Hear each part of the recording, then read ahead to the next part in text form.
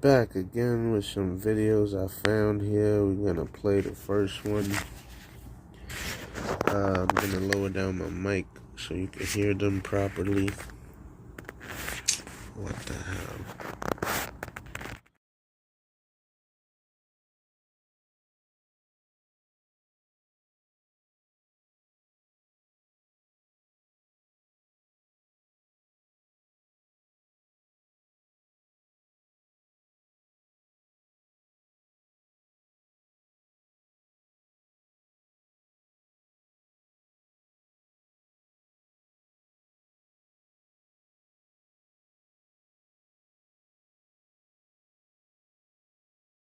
You have a Pentagon that has billions of dollars that they hide. We don't ask for any accounting of.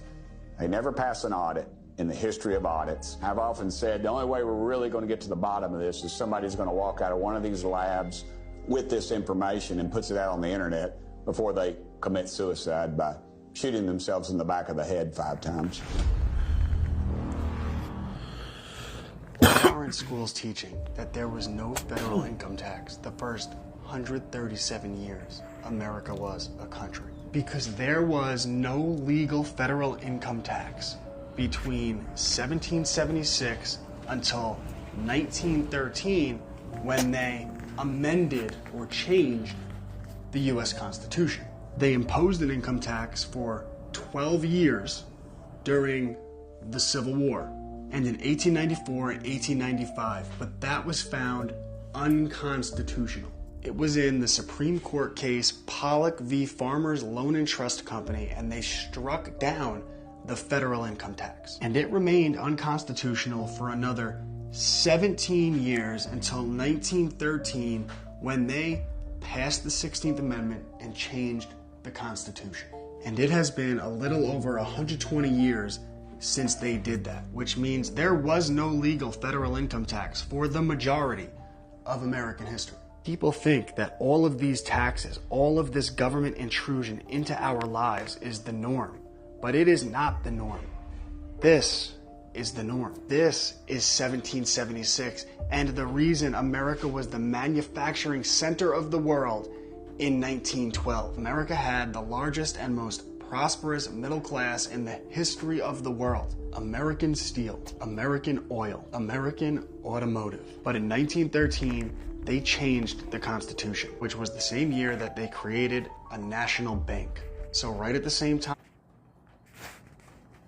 By the way, I'm not sure if he said it already, but they did it illegally, by the way. I'm not sure if he said it though. As they gave the government the ability to reach into our pockets and take our money, they also gave a small group of powerful bankers a monopoly over the printing of the dollar. And they print money out of thin air. They lend the money that they printed to the government, and the government agrees to pay them back with interest using the money that they take from us. And that is why the dollar has been so devalued. That is why you can't afford a house. And it's why college is so expensive. Because for 137 years, America was about prosperity. And since then, it's been about whatever this is. And this is why I wrote a book on the banking system. And in my courses, we learn real history. Because if our kids are going to have a fighting chance, they have to know the truth. Check out my private homeschool community. And Cubs to Bears books. ClassicalLearner.com. I know Barack got tested for AIDS. There's no shame in being tested for AIDS. It's an important thing because the fact of the matter is in the community's engaged in denial. They're engaged in denial. No one wants to talk about it in the community, and we do not have enough leaders in the community and outside the community demanding we face the reality, confront the men in the community as well as the women, letting them know there are alternatives. Thank you. Travis, I just got to make clear, I got tested with Michelle. When we were in Kenya and Africa, so I don't want any confusion here about what's going on. And I got tested to save my life because I had 13 pints of blood with my wife. And I'm sure Michelle appreciates you clarifying. In public. I would now like to welcome to the stage Leora Rez, Okay, this is one of those subjects that is not allowed on YouTube, and we live on 7 websites right now. Oh yeah, if you want to call in, the phone number to call in is 646-820-6591. 646-820-6591. 646-820-6591. If you want to call me directly, you can call in anytime. The phone is gonna ring. So we had to skip one video there. The year was 1871, and while the events of this year have been purposefully hidden from the masses, 1871 must never be forgotten. Much like Vatican City and the City of London, Washington, D.C. has its own sovereignty. Basically, D.C., City of London, and Vatican City are totally separate territories from the nations in which they reside. Vatican City is technically enclaved within Rome, outfitted with its own special police force and political structure. The same way the City of London is situated within the city called London, and it has its own flag, crest, police force, ceremonial armed forces, and a mayor. And sure, there are states within the United States that have their own constitution and distinctive flags, but I think most people you'd ask would know that Washington, D.C. isn't a state. Most folks would tell you that Washington, D.C. is where our laws are made, where our politicians congregate, and where our White House resides. But on the D.C. flag, which is said to have been reflective of George Washington's coat of arms, there are 3 stars. And I wonder, are those stars representative of the 3 city-states that exist as corporate entities outside of their respective nations? Vatican City, the religious hub, the City of London, the banking central, and Washington, D.C., the military leg of the empire. Being its own city-state, D.C. has its own police force that shares a direct link with Congress, its own mayor, and its own set of laws. But our founding fathers certainly didn't set it up like this, so how did it come to be? The year was 1871. The U.S. was going through a lot of turmoil. The nation was bankrupt and vulnerable after the Civil War, and the London bankers, which included the notorious Rothschild family, were ready to make a deal with Congress to remedy that turmoil. Turmoil, I might add, that is suspected that the bankers had a hand in creating in the first place. At any rate, these bankers made a lot of credit available in the aftermath of the Civil War as a means to 1. Fight Lincoln's greenback after he was murdered, with some theorizing that part of the motivation for his assassination came from his push to privatize the monetary system. And the second reason that the bankers made so much credit available was to collect on the interest from those who desperately needed the money, which would be the United States government at the time.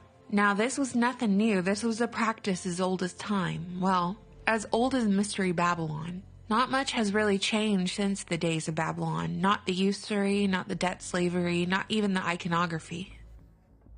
Passed by Congress, the Act of 1871 provided a government for the 10-mile parcel of land known as the District of Columbia, allowing Washington, D.C. to act as a corporation outside of the original Constitution of the United States. So, okay, why does the Washington, D.C. Constitution have nothing to do with the United States Constitution? Why exactly is Washington, D.C. totally separate from the rest of the United States? Why does it need to be separate from the United States as a separate territory at the epicenter of the Virgin Mary, tucked right between Virginia and Maryland? The Act of 1871 changed our country's founding fathers' original Constitution for the United States for America to the Constitution of the United States of America. If you blink, you might miss it because it's a mixture of impactful wording and some weird capitalization thrown in there that pretty much means nothing to the average person upon initial inspection. But these subtle changes are a huge deal in the realm of legislation. Compounded with these minor changes was clever marketing of the act as a way to unify the territorial government for the entire District of Columbia. The aforementioned are contributing factors as to how such a major act flew under the radar. ultimately overturning the United States constitutional republic. Since 1871, the federal government has usurped nearly all of the power that was formerly held in the hands of the people. But how on earth was Congress able to pass a separate constitution and incorporate the United States? A bunch of attorneys have contacted me about the subject, explaining it to me. Thank you for everyone who's done that. But let me break it down to you in a way that won't make you just totally fall asleep. A corporation, by definition, is a legal entity separate from its owners. A corporation protects its owners from personal liability for corporate debts and obligations within limits. So was the Act of 1871 as harmless as some claim, just an act to provide a government for the District of Columbia and nothing more? We can answer that question by simply stepping back and taking a look at the dominoes that fell after this act was passed, and asking the question, who benefited from this piece of legislation? Is the Act of 1871 the reason why Congress passed the 16th Amendment, which allowed the federal government to tax individual personal income regardless of state population? Is the Act of 1871 the reason why the Federal Reserve Act of 1913 was passed, handing over America's gold and silver reserves and ultimately the total control of America's economy to the Federal Reserve Bank? Think about it. A private corporation established their private bank, acting as the central bank of the United States, but it isn't even a government institution, but a privately owned banking system. Is it a coincidence that Social Security numbers started being assigned in 1935, Social Security numbers being the 9-digit numbers given to every U.S. citizen, and used for income tracking and taxation purposes? Ultimately, individual income taxes have been the primary source of revenue for the U.S. federal government since the 1950s. These moves make a lot of sense when examined through the lens of the United States as a corporation and its citizens as employees, a corporate government asset before they even go through puberty. But still, throughout all this time, there was a promise that the American dollar was actually worth something. Something tangible, not just the confidence to exchange it for goods and services.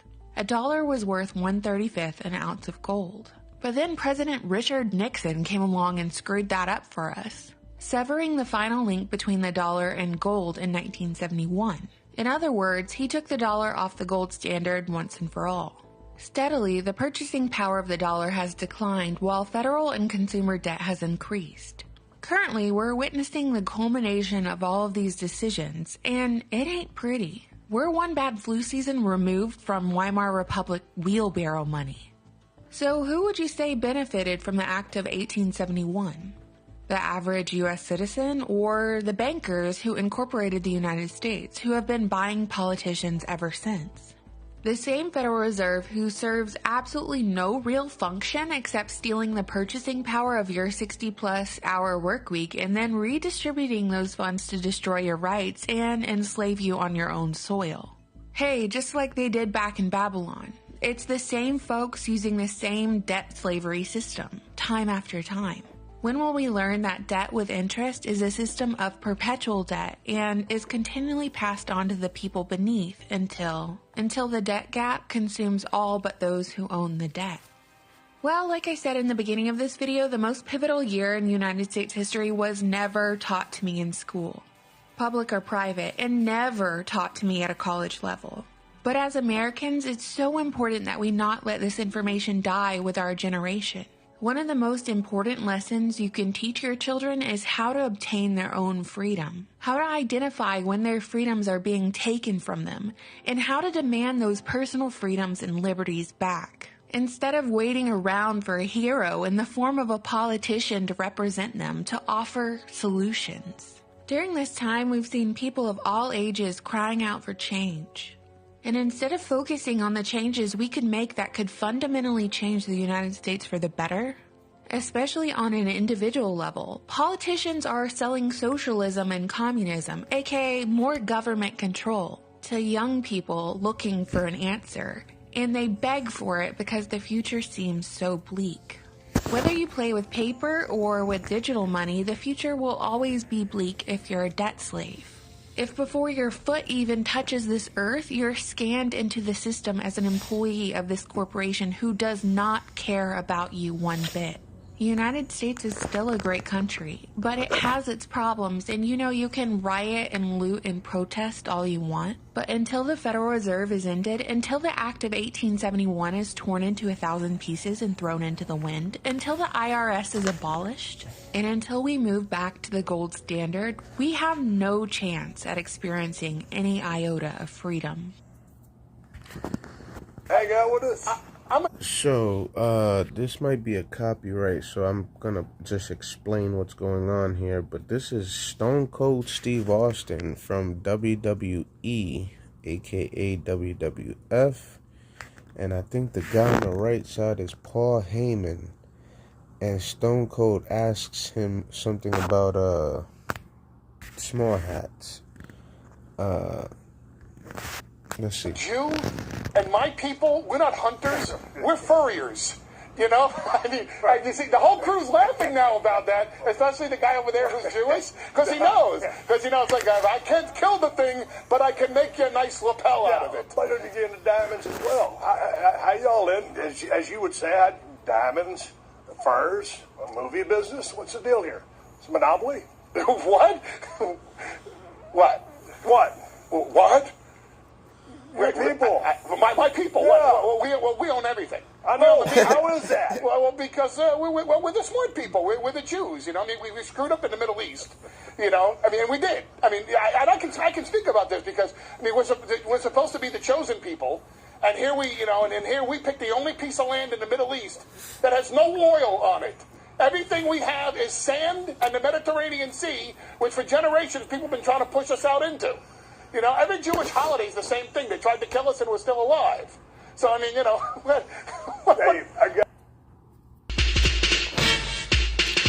So, I'm gonna lower down the music. Actually, it don't even look too clear, but this is, all the side effects from Pfizer. It's like 30 pages. And somebody put it in the video, and they put the song of Poison over it, by Belle Biv DeVoe. But as you can see, it looks kind of blurry. But, look, we just skip through it like this. You can see the pages flipping. It's a lot of side effects, man. A whole lot of side effects from Pfizer. This is a Big Mac that will not burn, and all these other videos we already saw. Well, we didn't see them, but I can't play them on YouTube, and these we already saw down here from my last video. But this is a Big Mac. And I gotta lower down the music again. But basically, it's not burning. It's some weird shit.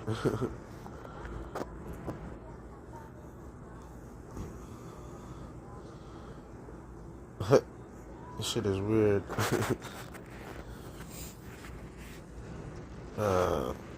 So, the phone number to call in is 646. You could call in on any topic, or if you want to speak about any of the topics we just saw on screen, or I don't know if you heard me, but the mic was off when I looked. But earlier I was trying to say that there's some riots going on, allegedly, by George Soros and Bill Gates and those guys. You know, Oprah, Rockefeller, Rothschild, the same people all over again. George Soros, Obama, Hillary Clinton, Trump, Biden, they all in on it. Kamala Harris, they all in on it. They just make it look like they're not. You know, they make it look like they're against each other, but really they all in on it. So let's go over here and see what else we can find. Let's see. Mano shows his hand skills. How about no?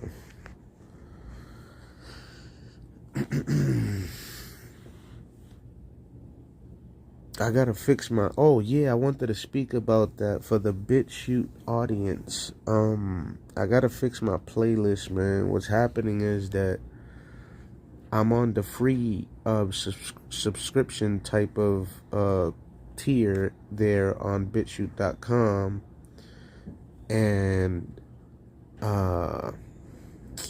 I could only make like 2 or 3 playlists, I think it is, maybe 4. So what happened was that when I first created my Bitchute account, I created those playlists, and it was from my music when I first started making music, like from 2023, 2022, I think it is. So it wasn't letting me create new playlists with my new music in them. So what I did was I deleted everything, and then I waited past 24 hours to see if everything resets. And now what I'm gonna have to do is create one playlist with all my music in it, you know, all 120 songs I think it is that I ever created since 2023 or 2022 or whatever. So I already put the two new videos that I did with those mixtapes, but now I gotta add in all the copyrighted songs, which is from beats from the rappers, from the famous rappers. So I gotta put that all together, and it's a lot of songs. I think I counted 60 songs or something like that, or 62 songs that I gotta add into that playlist. So, but all my non-copyrighted music that I ever created since 2023 is in that playlist on Bitchute.com.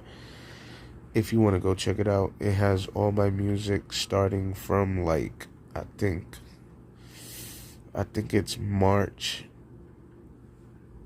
No, I started making music in 2022. So it's somewhere around 2022 all the way up till now, 2026. So you count that up. 2, 3, 4, 5, 6. So 4 years worth of music.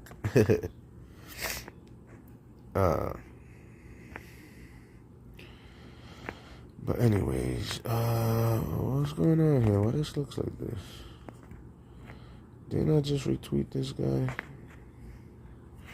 Hold on, let me flip this way. Something's going on here. I may not know what it is. First off, let me shut this down real quick. Maybe that's the problem. Oh, okay, here we go. Here's where I was up to. But yeah, man, give me some time to fix that playlist. It's not easy. I gotta go back in time to all those videos, or maybe I could just search them. I don't know, and then add them into the playlist one by one. That really fucking sucks a lot that I gotta do that shit, but it's a solution that's not very convenient, unfortunately for me, but once I'm done, then you'll see that you can find all my new music there. The messed up part is that once I finish and then I start adding in new songs that I make, the video is gonna pop up all the way at the bottom of the playlist. So I'm gonna have to like add in a note to check the bottom of the playlist for the newest music or something. But anyway, I'm just giving you a heads up before I start doing all of that. So, we got Dave Chappelle. Okay, I saw that one already. Where's the one that I just saw over here? Right here. Okay, boom. Ooh, excuse me. Vladimir Putin says he doesn't feel... Oh, yeah, I got to that one. Yeah, we can skip that. And I was up to here, but I already saw that one earlier. So he's posting the same thing twice. Bill Gates and other investors are betting they can reduce carbon dioxide in the air by cutting down trees. Scientists also say burying trees can reduce carbon. Bill Gates is a psychopath. So he says Bill Gates is a psychopathic lunatic.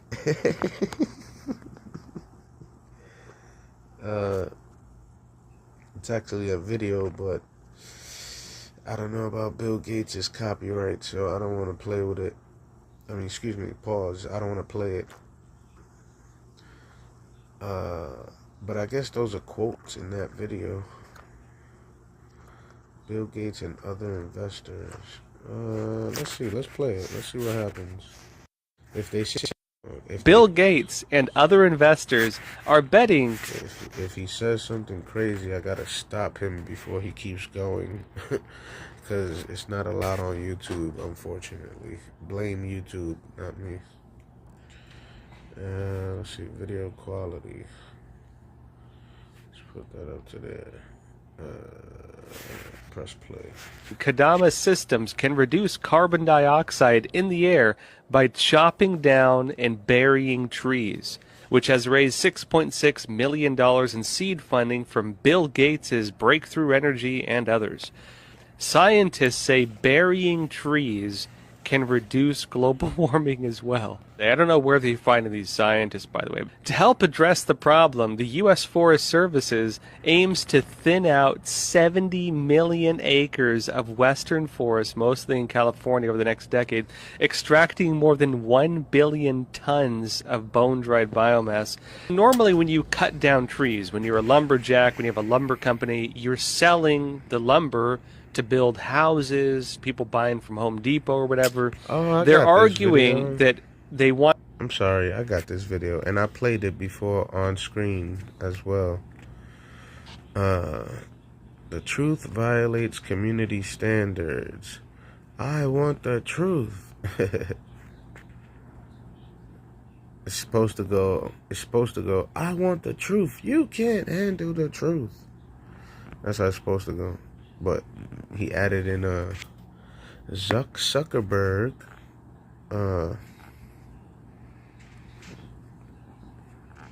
I got that school system video already. That's why I skipped it. AIPAC doesn't lobby. I gotta watch what I read here. AIPAC doesn't lobby Congress. It writes the bills, signs the checks, and gives the orders. American democracy is a fantasy. Oh, you see? You can't say that. Occupation of the U.S. government is reality. So yeah, I'm not gonna play that video, but should I go get it? I should keep it. Hold on. I gotta block the screen for a second, because Illuminati been blocking out all the websites that I use lately, and this shit is weird as fuck. This website's been there for like years. All of a sudden, can't access them because they saw me go live, and then they saw me go into that website, and they like, oh, we're gonna cut it off. We don't want him to use it. But anyways, the phone number to call in if you want to speak to me directly or comment on any subjects that we've been speaking about, or you can even call in on any topic you would like to. Just watch what you say, because we live on YouTube, and if you say something that is not allowed on YouTube, I'm going to have to hang up the phone on you, unfortunately. You can call back and say, my bad, or whatever, but I'm not going to risk you keep talking about a subject that is not allowed on YouTube. I am repeating it repeatedly so that you won't make the mistake when you do call in, because anyway,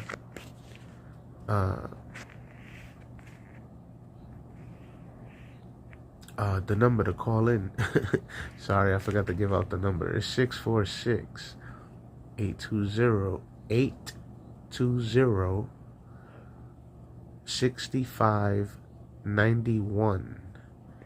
646-820-6591 to call me directly.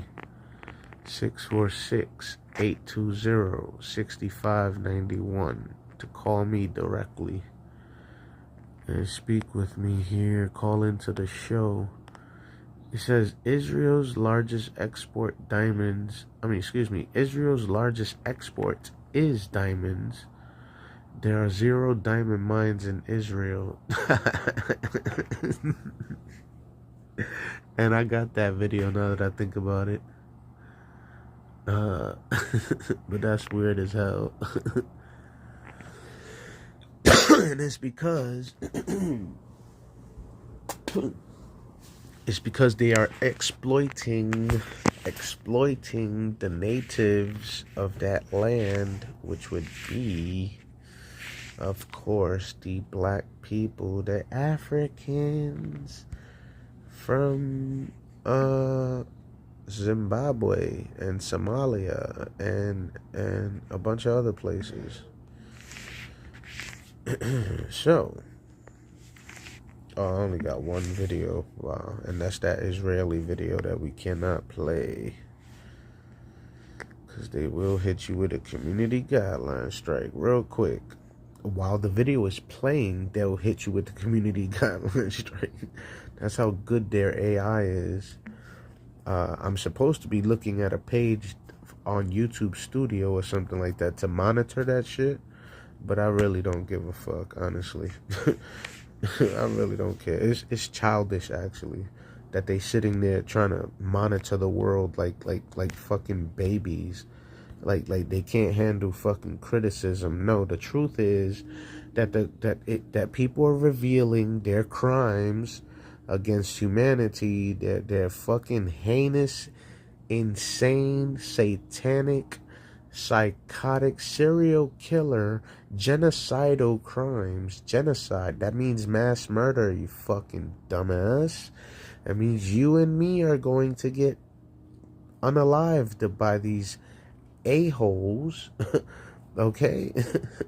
But we supposed to stay quiet about it. So that's the funny part. That's why I became the Joker, because it's so funny that they allowed to fucking unalive me illegally and get away with it and not go to jail. That shit is fucking crazy. I can't even retaliate if I wanted to. You know what I'm saying? It's like a war is being waged on me, and I'm not even allowed to fight back. Because if I do, guess what? My channel gets banned. My I don't got no monetization yet, and they're not even going to allow me to get followers. But my monetization is going to get taken off. They're going to arrest me. They're going to, what else? Everything. It's crazy. Don't blame me. Blame the fucking government. Trump creating all these rules. You think I'm playing? Look, Trump made rules about this shit, laws, to shut you the fuck up. Stop talking about Israel. You fucking slave. Shut the fuck up. Don't you get it? You fucking slave. You know what I'm saying? Hold on, where is that? It's down here somewhere. Hold up, where you at? Right here, boom. Oh shit, hold on, I gotta put up the volume. With one voice, we weep for the lives lost. With one voice, we vow to crush the monstrous evil of anti-Semitism whenever and wherever it appears. And we're working very hard on that. And I can tell you that we have a lot of people in government working very, very hard on that. But today we're taking another historic action. In just a few months. And basically, he created a law. He created a law, and we are fucked. That's what that means, in case you did not understand the context. Yes, they have taken free speech from us right in front of our faces on the news. On top of that, as you can see, they're reporting on the news with it like a press conference. And we over here like, can I get some money at least? No. We sending your money to Ukraine and other countries, and you die. You get to work, slave. You go bust your ass for fucking double shifts so you could pay your fucking rent, you stupid American. And I'm gonna be chilling over here, right? My name is Israel, Rothschild, Illuminati, Freemason, USA government. You know, I'm over here in the mansion with the nice cars and a whole bunch of food in my refrigerator, and I'm paying Epstein and stuff like that. You know what I'm saying? I got all the drugs I need. I got all the liquor I need. I got everything I need. I got security. I got security at the front door. I got a bed that warms up when it's cold. I got a gold toilet. I'm serious. You think I'm playing? They really got this shit. You think I'm just making this shit up? No, they really have these things. With your money, with your taxes, with your labor. They really have these things with your money that they stole through illegal taxes. It's really not that hard to... Let me shut up, man, before I get banned. See, this is the shit you can't talk about on YouTube.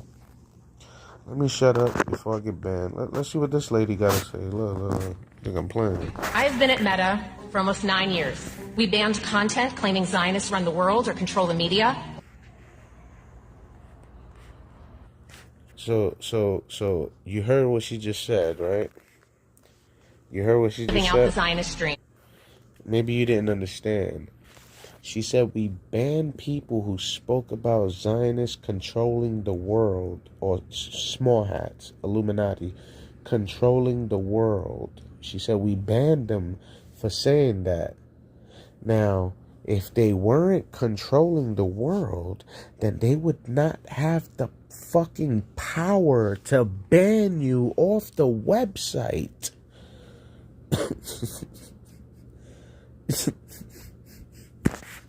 But because they are controlling the world, they have the power to ban you off the website. You understand? It's like right in your face. But what they're doing, it's called doublespeak. There's an actual definition of this word, doublespeak. And they're speaking with double entendres, triple entendres. And it sounds good, but when you dig into what they mean, it's some sinister, heinous, evil shit. So that's why the kid is here at the end of the video like, what? Giving out the Zionist stream. I've been at Meta for almost 9 years. We banned content claiming Zionists run the world or control the media. Vaccinated. You are the problem. Oh, man, yeah. Anyways.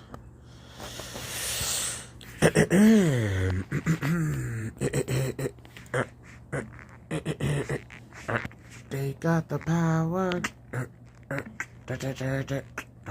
They got the power.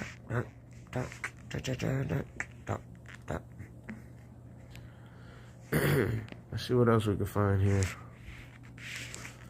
Alex Jones is claiming he got a bunch of videos of his friends doing those riots. You know, his Illuminati friends, his CIA friends doing all those crazy riots everywhere. Allegedly. But, you could just type in Alex Jones on Bitchute.com. And maybe you can find him like that, but I'm not going to play it on screen because I don't want to get banned. I don't want no copyright strikes or community guideline strikes. Again, if you want to call in, though, and you got to watch what you say, if you don't know what you can't talk about, you could simply ask me. I will be gladly to oblige your question. But, the number to call in is 646-820-6591. 646-820-6591. You're probably wondering why I'm always repeating the phone number. It's because somebody out there is probably trying to write it down as I'm saying it. So I try to repeat it 4 or 5 times. So that if what I'm thinking is true, that they're probably trying to write it down as I'm saying it. That's why I repeat it 4 or 5 times. for the listener to write it down or whatever, or dial it in. But anyways, again, for the 4th time, the phone number is 646-820-6591. In other news, Instagram has been hacked to death. They said 17 million accounts were affected. And if you want to know if you want to know if your account was affected, well, then your Instagram is going to ask you to log back in with your password, and that's how you know if your shit was affected. See, my Instagram is still operating. I did not have to log back in, so I'm good. But I'm sure somebody out there has got their shit hacked and their fucking credit card stolen, and it's probably all the celebrities with all that money connected to Instagram. You know, Selena Powell, academics, several others, 50 Cent, Kim Kardashian, Boozy, Kanye West, a bunch of people, Diddy, probably Jay-Z. What else we got here? We got,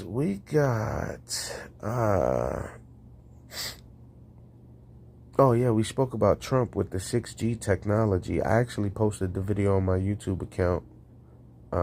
If anybody want to go watch it or download it or whatever, it's up to you. How long we been here? Let me see. 40 minutes, that's it? Oh my god. That's cheap.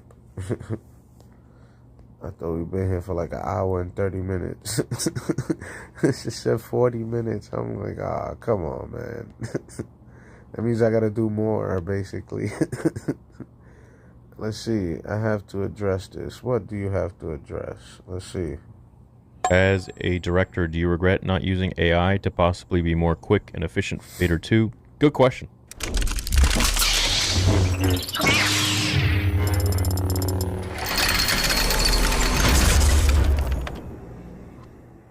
No, I do not regret not using AI for Vader Episode 2.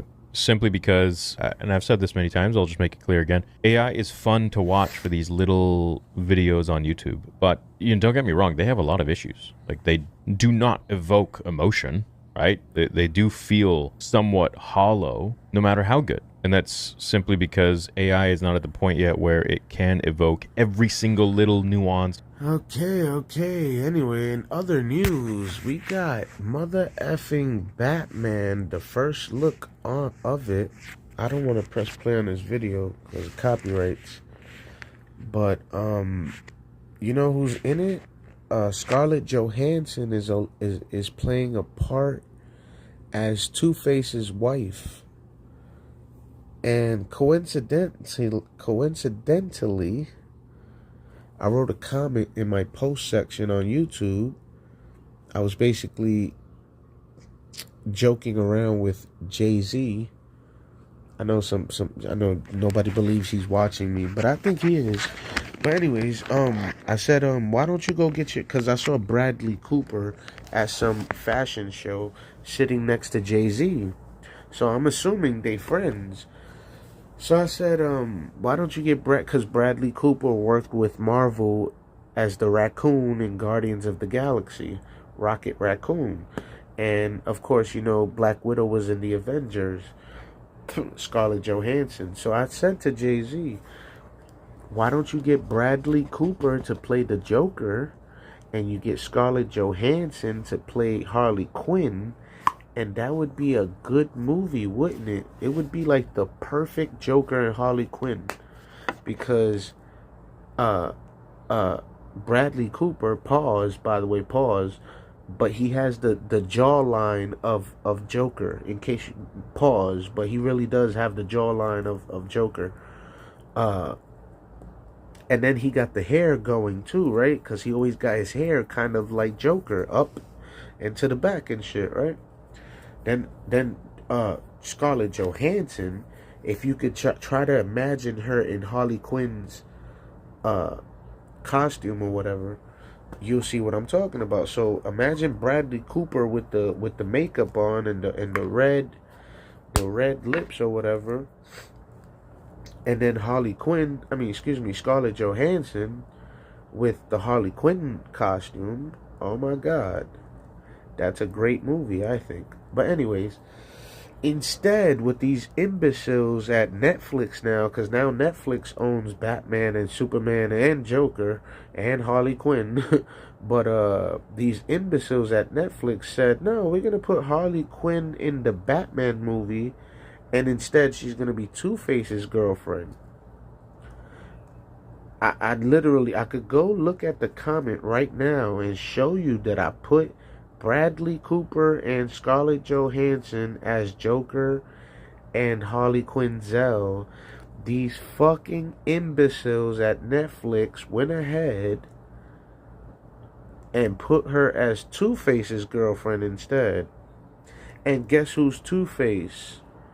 The Winter Soldier from the Avengers. Holy fuck. What? You mean Bucky just joined Batman? What the fuck? And he's one of the bad guys? What the fuck? What the hell is going on out here?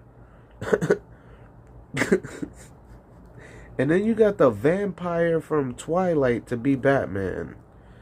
Okay, the blood-sucking vampire from the Twilight movie that was trying to smash out the 15-year-old.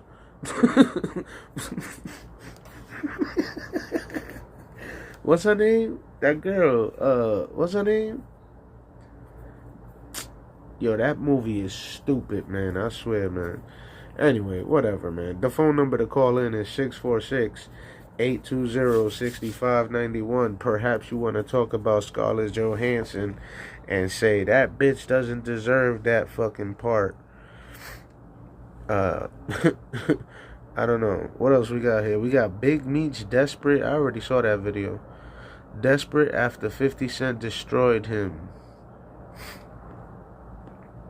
Yeah. Soulja Boy.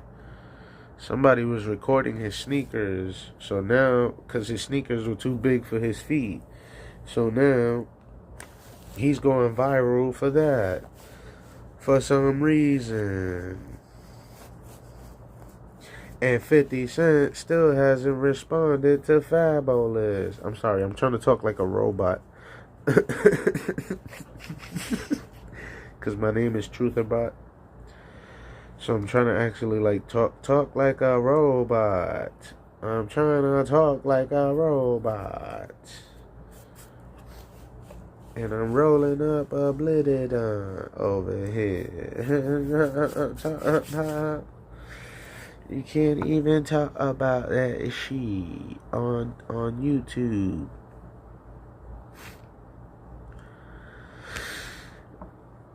So we ran out of video. Oh wait, I was on. That's what it was. I was in the other browser. My bad. Oh yeah, no, it's over. It's over.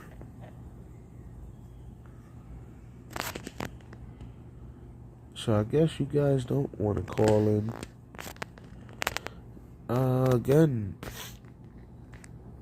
Again, the phone number to call in is 646-820. Hold on, let me speak up louder. 646-820-6591. 646-820-6591 if you want to call me directly. You can speak about any subject. Not any subject, but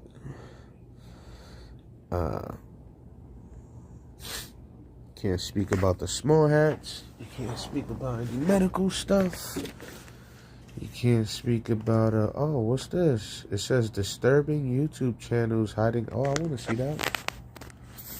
It says disturbing YouTube channels hiding in plain sight. Huh. And it's on YouTube, so that means I guess we could play it. So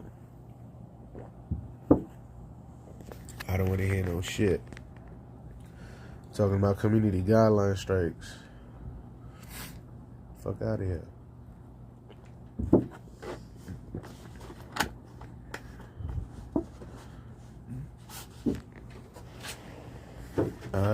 Sorry for the silence.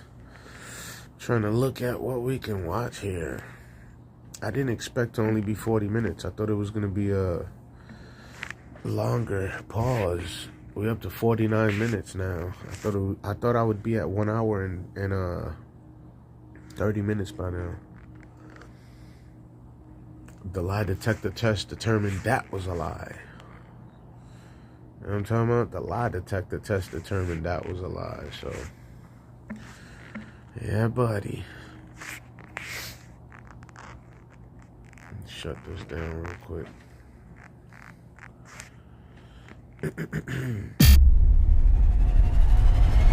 YouTube shows you videos it thinks you'll like, but YouTube also has a darker side. Some channels never cross your feed, they hide in the shadows, and their content probably shouldn't be online. Today we'll dive into disturbing YouTube channels that shouldn't exist. We'll start with the strange ones and work our way to the most bizarre. So I want to wish you guys a very Merry Christmas, and it would mean the world if you subscribe, because the growth of this channel would be the best Christmas gift for me. I'm Visual Venture, you are awesome.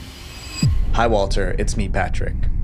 This YouTube channel had one of the weirdest names ever. Hi Walter, it's me Patrick. It was created in April 2008. The channel description read, my videos to Walter, my friend, which cannot seem to find me. But that raised more questions than it answered. Who was Walter? Who was Patrick? And why was Patrick reaching out in such a public way? In October 2009, the first video appeared, but when people watched it, it didn't feel friendly at all. It felt like Patrick was a deeply disturbed person. The video was titled, Hi Walter, I got a new girlfriend today. It began with Patrick talking about his day. Hi Walter, I was at the mall today and guess what happened? I met the most wonderful girl. He said they walked around, looked at jewelry, and had a nice time. Suddenly the story got dark. I brought her back to my place, and I know she hates cameras, Walter, but I'm gonna show you around anyways. You ready? Patrick got up and opened the door. That's when viewers sighed. A woman was inside the room. Patrick locked her there. The moment the door opened, she looked like she was about to yell something to the camera, but Patrick rushed in and slammed at the door. Then the video ended. The clip made it seem like Patrick met this woman at the mall and was now holding her against her will. For years, the creepy clip sat on YouTube with less than 20,000 views. Viewers thought it was fake, but in 2016, someone took a closer look, and he concluded that the video was evidence of a real crime. The viewer named the Gemini Tiger raised concerns. He believed the woman in the video might be Kayla Berg. She was a Wisconsin teen who disappeared in 2009. For starters, the lady in the video resembled Kayla. Kayla was last seen wearing a strapped top. The woman in the video was wearing one too. Kayla went missing in August 2009. Patrick uploaded his video in October, just 2 months later. The theory spread fast. Eventually, it reached Kayla's mom. Someone showed her the video and asked if the girl in the video could be her daughter. And after seeing it, she said it sounded and looked like her. That response brought more attention to the video. Within days, the views jumped from 20,000 to hundreds of thousands. News outlets picked it up. Social media spread it everywhere. Eventually, the police released a statement. The Antigo Police Department is actively investigating the origins of this video. If anyone has information, please contact us. Before long, they found out who was behind the channel. Police traced the video to a comedy group called 2150 Studios. When officers reached out, the group explained everything. The video was staged. It was meant to be a dark comedy skit. Patrick was an actor. The woman in the room was also an actress. They had no connection to Kayla Berg, and the timing of the upload was pure coincidence. Police had to release another statement. They said the video had no connection to the disappearance of Kayla. But by then, people couldn't shake what they felt. The video didn't seem like a joke. It just felt disturbing. Today, the Hi Walter channel is still online. It has only one video, and sadly, Kayla Berg has never been found. This next channel looked fun in the beginning, then it went so wrong that it became headline news.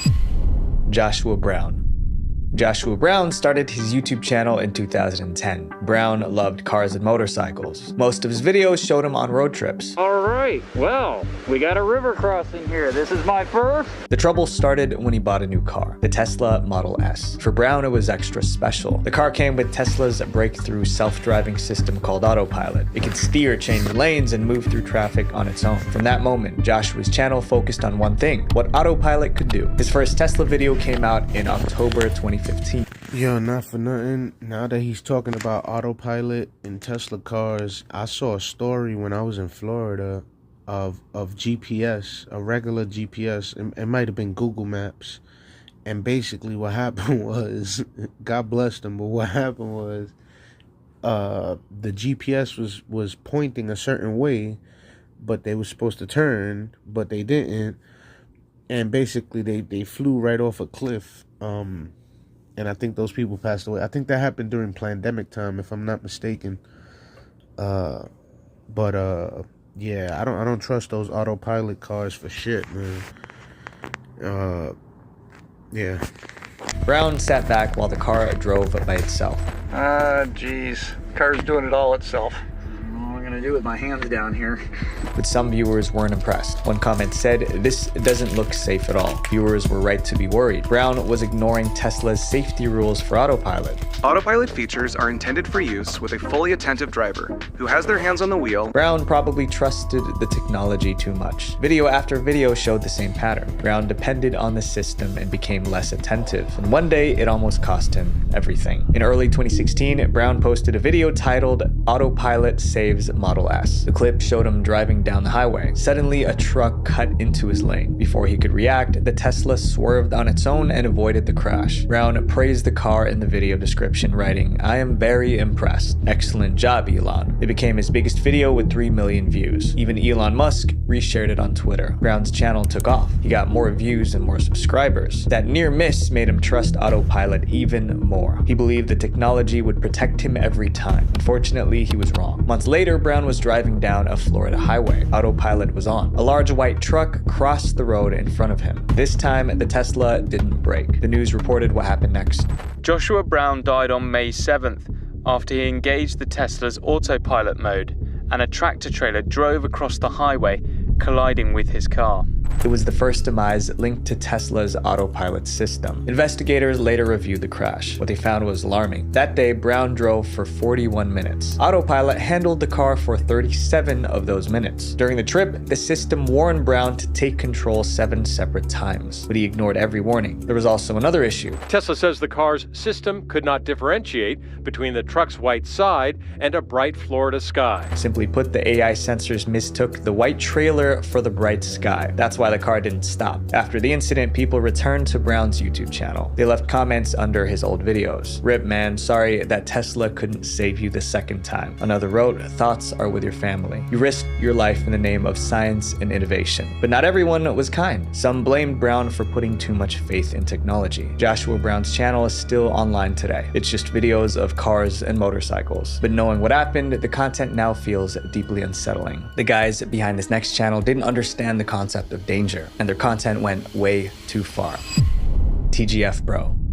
The TGF Bro channel started in May 2012. It was created by 2 friends, Jay and Romel. Most of their videos were challenges, and their first upload was the Laughter Challenge. One of us drinks the water, and the other one has to make them laugh while the water's in the mouth. It got nearly 1 million views. After that, their challenges kept getting worse. Soon they were eating very spicy peppers. Then they drank disgusting smoothies. The views increased, but the channel still wasn't blowing up the way they wanted, so they pushed the limits even more. Their most reckless stunt began with a dumb idea. One night I was in bed and I said to my girlfriend Chloe, I was like, imagine if I cemented my head in a microwave. Jay wanted to cement his head inside a microwave, and he actually went through with it. As you might expect, it didn't go well. The microwave got stuck. After nearly an hour of trying to remove it, someone called 911. He has a microwave stuck to his head. I know this sounds like a prank call, but he was trying to film a YouTube video. Firefighters arrived and freed Jay. Later, Jay and Romel uploaded the video. It went viral with over 8 million views. But viewers were angry, not entertained. One comment read, "What frustrates me the most is that the time paramedics have spent with you may have affected someone else's survival." Even Jay's mom was so upset that she refused to speak to him for months. The firefighters who rescued him also tweeted. They said they were seriously unimpressed. After all the backlash, Jay apologized. People assumed he learned his lesson. They were wrong. In March 2020, the channel posted another controversial video. In it, Jay and Romel hired a driving instructor to teach them how to drive. This is Rich, he's kindly giving me and Romel a driving lesson. What the instructor didn't know was that the lesson was a setup. As soon as they got in the car, the boys ignored all of the driving instructor's instructions. The driving instructor snapped, and his reaction was caught on camera. When the video was posted, it got 10 million views. But once again, viewers were furious. The main issue was that it happened on a busy road, so viewers felt it put others at risk. One comment said, "I'm honestly surprised nobody reported them to the police." Well, someone did report them. Weeks later, police arrested Jay and Romel. They were forced to delete the video, and in 2022, a judge fined them each £1,000, which is a little over $1,000. And this time, the boys really did learn their lesson. In January 2024, Jay made a Reddit post titled, "TGF is no more." He said life was becoming unbearable with all the trouble we dealt with over the years, not to mention the mental health issues. So they decided to end the channel. But after 3 years, they have literally just posted again. This next creator believed some people were aliens in disguise. Sherry Shriner. Most people laugh at conspiracy theories, but in 2008, a woman named Sherry Shriner took them seriously. So seriously that she built a YouTube channel around them. Her channel description sounded like a warning. It listed UFOs, aliens, reptilians, fake humans, the New World Order, and alien agenda. Sherry believed these hidden forces secretly controlled the world, and she was determined to expose them. Her first video featured a man named Stuart Harrison. He claimed he had inside information about rituals happening inside governments. Stuart Harrison, aka Watchman X, bringing you what I hope you will find to be an exciting revelation regarding what is going on right now around the seats of power in England. Sherry presented his claims as proof. Soon she posted more videos with similar claims, but her audience stayed small. Only a few thousand people watched. Then Sherry raised the stakes. She started talking about lizard people. For years, the reptilian theory has circulated online. It claims that some rich and powerful people are actually shape-shifting lizard people in disguise. Sherry didn't just repeat the theory, she expanded upon it. The reptilians have been dominating Earth for the last hundreds of years, thousands. She even accused famous people by name: Queen Elizabeth, Barack Obama, Beyonce. According to Sherry, they were all reptilians pretending to be human. Her audience didn't laugh. They believed her. They were desperate to protect themselves from the evil lizard people. That fear soon turned into a business opportunity. Sherry started selling something called orgone. Orgone is a small rock made from mixing metal shavings, quartz crystals, and resin. She claimed it could ward off reptilians and dark entities. You know, that orgone is definitely a weapon for his army to get busy doing in these last days. A small orgone pendant costs $34. Larger pieces cost up to $288. The money poured in. Her channel was no longer just spreading ideas. It was fueling paranoia, and it was only a matter of time before it led to a serious tragedy. Stephen Mineo and his girlfriend Barbara Rogers were devoted followers of Sherry. They trusted everything she said. Then in 2017, Sherry turned on them. It started when Barbara made a Facebook post saying that she liked eating raw meat. Sherry saw the post and reacted right away. She said the only types of people who crave raw meat are those influenced by dark forces. She accused Barbara of being a reptilian super soldier. Sherry's other followers took this accusation seriously. They began targeting Barbara online. Stephen saw the harassment and stood up for his girlfriend. He uploaded 5 videos defending Barbara and calling Sherry a fraud. But that only added fuel to the fire. For weeks, Stephen and Barbara were under a non-stop attack. Stephen struggled to handle the stress. Then in July 2017, something terrible happened. Barbara called 911 in panic.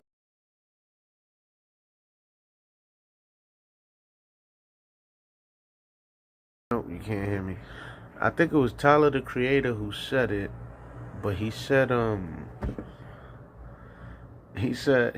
about getting bullied online. He said just unplug your computer. It's really that easy. She said it was just the two of them alone in a room. Stephen picked up a weapon. Somehow it ended up in Barbara's hands. It accidentally went off. Stephen didn't make it. Barbara was arrested and charged. She was sentenced to 15 to 40 years in prison. Sherry wasn't directly involved in the incident, but her conspiracy theories created the chaos that led to this tragedy. In late 2017, Sherry's health was failing, but she never admitted it. Instead, she claimed dark forces were attacking her. Sherry passed away from heart issues a year later. She was 52. Sherry was gone, but her channel is still online and her theories continue to spread. This next case is heartbreaking from start to finish. David Sartazin. In August 2018, someone created a YouTube channel called David. The number to call in is 646-820-6591 if you want to call in. The number to call in is 646-820-6591. 646-820-6591. G. Sardison. Right away, people noticed something was off. The channel only had about 1,000 subscribers, but it somehow had over 8,000 videos. And all of those videos were posted within 2 years. That meant the person behind the channel uploaded about 11 videos a day. Most creators can't keep up with 1 video a week. Things got more mysterious when people actually watched the videos. They all looked similar. A TV was hanging on the wall, a show was playing, and someone was filming while lying in what seemed like a bed. The camera never moved. The room never changed, and the person recording never said a word. Most of the time, the TV show was Wheel of Fortune. It seemed like the channel was stuck posting different episodes of Wheel of Fortune. But one day, the videos started to change, and viewers finally understood what was really going on. From 2019, the new videos showed a different room. The walls were plain white, the light was brighter. A curtain divider stood beside the TV. It was obvious what kind of room this was. That curtain next to the TV. A clear indication that David wasn't filming at a house anymore, and that he was likely filming from a hospital room. Other viewers noticed it too. David was now recording from a hospital bed. Then came another change. The recordings began to shake. At first it was slight. Later it became constant. By late 2019, the camera never stopped trembling. Viewers also heard new sounds. There were soft beeps and repeated clicks. One comment said you could hear some sort of life support in the background. Everything started to make sense. But maybe David's health got worse and worse, something that the shakiness of the camera could signify. Maybe this led him to be transferred to the hospital. If that was true, then thousands of people were watching David's health decline in real time. Then on November 6th, 2019, he posted his final video. It was another short clip of Wheel of Fortune. The camera never stopped shaking. After that, the channel went silent. Weeks passed with no new uploads. Subscribers were curious and concerned. In November 2019, someone figured out what happened. An obituary was posted for David Glenn Sardison. It said he passed away and thanked the nurses on the 2nd floor of St. Vincent's for taking care of David. Now, the theory was confirmed. David was recording his final moments. Viewers saw him move from his bedroom to a hospital bed. They watched his strength fade through the shaking camera, and now he was gone. The viewers of our next channel thought they were watching a kidnapping happen in real time. Alan Tutorial. In 2011, a man named Alan started a channel called Alan Tutorial, but he was teaching things that didn't make sense. The first video was titled How to Leak on a Piece of Paper. He explained what to do. You need a pad of paper, white paper, you need a fork, or you could use scissors. Then he let liquid drip onto the paper. It wasn't clear if it was water or something else. That was the entire tutorial. But somehow the video went viral with over 1 million views. So Alan kept posting. He uploaded how to make mail into square, then how to make a windmill. Each tutorial was stranger than the last, and Alan never showed his face. Then one video made viewers fear he might be in real danger. In June 2011, Alan uploaded a new tutorial. Halfway through the video, a loud banging started off camera. Alan froze. He sounded scared as he spoke to whoever was banging on the door. Who? Yeah? Doing tutorial. I'll be done in a minute. But the pounding didn't stop. It got more aggressive. When viewers watched the video, they were concerned. Then someone noticed a strange tag on the video. It read, Dad. Viewers wondered if this was a cry for help, but Alan didn't explain. He just uploaded another tutorial as if nothing was wrong. However, each new video became harder to understand. Alan's room started to change. His belongings were scattered across the floor. Soon after, he uploaded Locked Out of Room tutorial. This time, he wasn't filming inside his room. Somebody got locked out of my room. Somebody packed up all my stuff. It looked like Alan lost access to his home. For the next 2 months, Alan only filmed outdoors. He looked cold, hungry, and tired. He scavenged for food and water. And then dangle the water.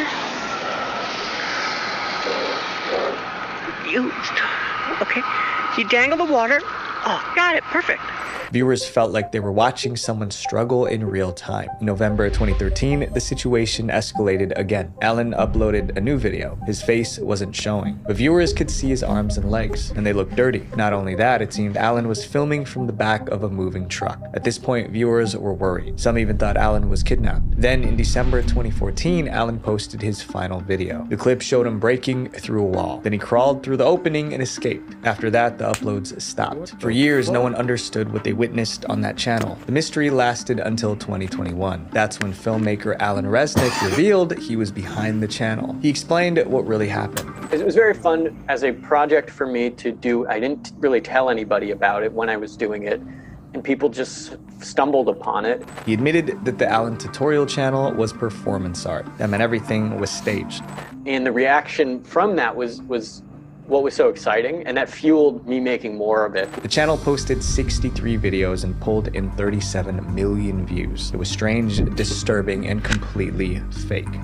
The viewers of this next channel knew that the end was coming. Leather Smoke Me. Leather Smoke Me was created in 2006. The channel was run by a man named Dave, and his first video made people stop and stare. It was titled Gas Mask Smoking. We can't go into detail about what he was doing, but the video title tells you what you need to know. He was puffing through a mask, and it didn't look safe. But it got views, so Dave kept going. Over time, he uploaded over 200 videos doing the same thing. At this point, viewers had two questions. Who was this man? And why was he doing this? They got their answers when Dave finally introduced himself. In March 2008, Dave posted a different kind of video. It was titled A Bit About Me. It was the first time he spoke straight to the camera. Been on the net since 1991. Started smoking at the age. Have enjoyed every one of them. Then he finally explained what his channel was really about. Dave wasn't making videos for everyone. His content was for people who enjoyed watching someone puff, and the comments proved it. The more viewers praised Dave, the more extreme his videos got. Eventually, it began to affect his health. Over the next 4 years, Dave's appearance changed. He appeared unwell. By 2010, the difference was hard to ignore. Then, the uploads mysteriously stopped. Months passed with no new videos. Dave finally returned in May 2011. In the video description, he explained what happened. Hey guys, after a 6-month battle with cancer, I'm still here and still puffing. Now he even had a medical bandage under his chin. But instead of slowing down, Dave kept filming the same old content, and some viewers encouraged him to continue. Months later, Dave posted his final video. He looked weak. His hands shook as he puffed. Weeks later, a comment appeared under one of the videos. I wanted to let Dave's friends on here know that he passed away last night. He will be missed. That was the end. More comments followed. Rest in peace, man. Sad to see someone go like this. Dave's videos are still online, and those who enjoy that kind of odd content are still watching. Some people will do anything for views, but views come and go. Your health, your safety, and your life, those don't come back. So don't trade what's permanent for what's temporary. Visual Venture. Wait, before you guys go, I have a video where there was a account on YouTube, and then he moved over to DLiveTV. I forgot his name, man, but that guy, he used to talk about Illuminati shit, and he fucking, I mean, if I remember it correctly, I might be mistaken, but if I'm not mistaken, one of his friends put up a video after he passed away, and he was saying that, that the guy was, talking about how he was getting raided by police and shit like that. And then he had like an electric car or whatever, and he crashed that shit over there in California, and he passed away like that. But his friend tried to insinuate basically that he was being followed by whoever, the Illuminati, the government, who knows, the police, we don't know. I wish I could remember that guy's name, man. It was James. I think it was James. Damn, man. I don't even know if I could Google it. There's too many people by that name. It's not gonna pinpoint. Anyway, whatever. But that was another story. He wasn't as famous as those other people, but yeah. Then the same person that I get all my information, all these videos from, which is Illuminati Bot on Twitter, he said it for years already, since 2013 at least. He been saying that shit, that he was driving and basically a car tried to run him off the road, like for no reason but on purpose. So he took it as if the government was trying to kill him. And he mentioned it several times on his Twitter accounts or whatever. And that guy is in California somewhere, if I'm not mistaken. I forgot where. I think it's the north side. I don't know. Yeah, that's why I be saying I be lying. I be like, yeah, no, I'm a liar. Ooh, I am lying about all this conspiracy theories. What the hell? There is no Illuminati. What are you talking about? I never even said that before. What? I don't know nothing. I don't know what. I don't know nothing. I don't know what you talking about. Matter of fact, I don't even know the English language no more. Blah blah blah blah blah blah. That's my language. My language is blah blah blah blah blah blah. That's the new shit.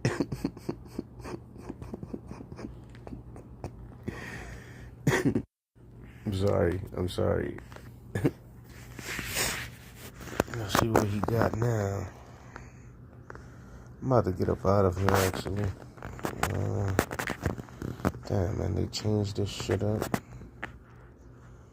Okay, we was here. What's this? It says, you cannot be a practicing Catholic and be part of the current Democratic Party.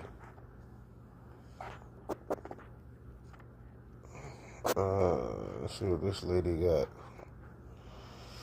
This American woman loses it after seeing all the pills that the doctors have prescribed to her friend. She shows that her friend has been prescribed a pill for basically everything and had problems she was able to solve just by changing her diet instead of using all this medication. And that is actually a community guideline strike on YouTube specifically. So we can't play it, basically. I should have not even read that shit out loud, now that I think about it.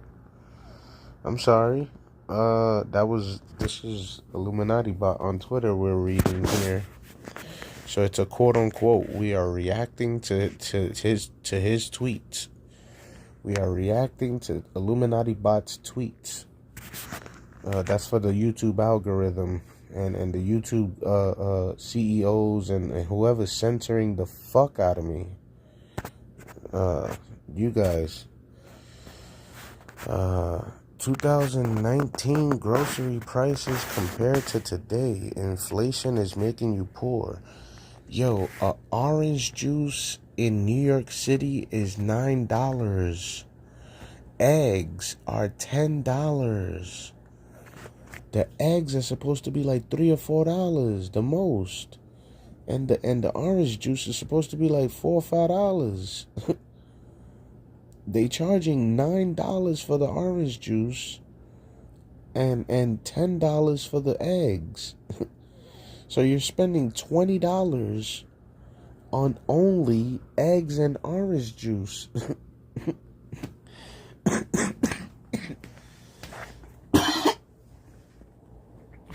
This is fucking crazy. This is fucking crazy. On top of that, the food is being fucking poisoned. The fuck? Shit is fucking crazy out here, man. And nobody even knows it's going on. Nobody cares. The government doesn't give a fuck. This is crazy, man. This shit keeps flipping around for no reason. I'm not even moving. That's why the video keeps fucking up. Hold on. Actually, that shit got music. Hold up, man. Let's put down the music. How about that?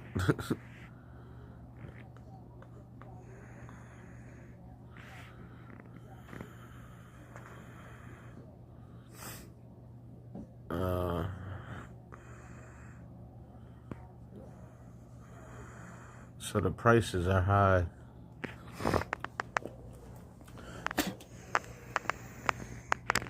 Yeah, the prices are, oh look, the shelf is empty. That's how it looked over there in Florida.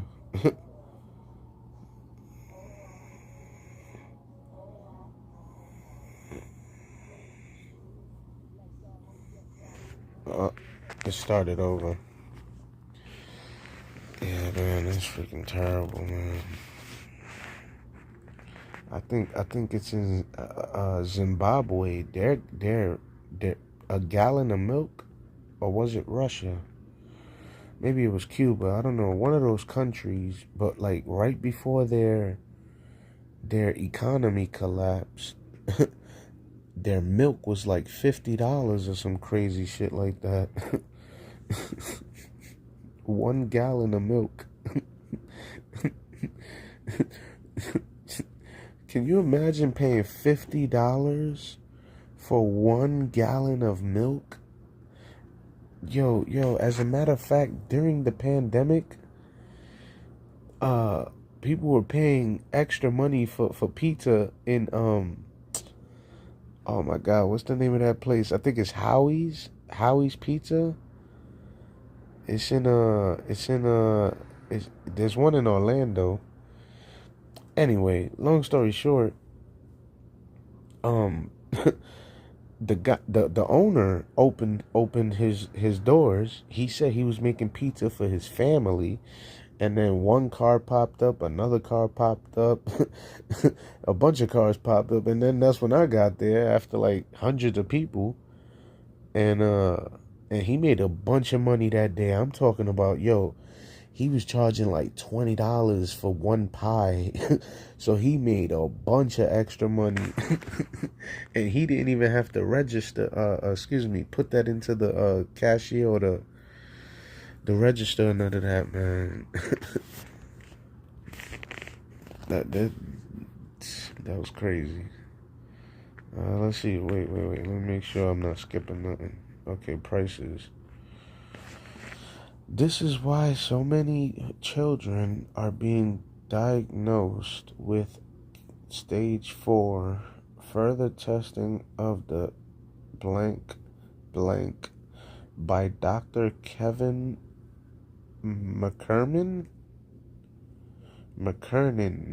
I don't know, showed the SV40 to be there. But get this, with a 2 times the concentration in the pediatric formula.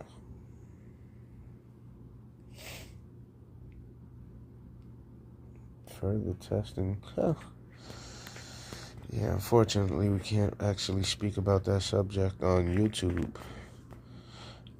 Still don't believe they are spraying you with the blank. Then let a geoengineer tell you how they do it.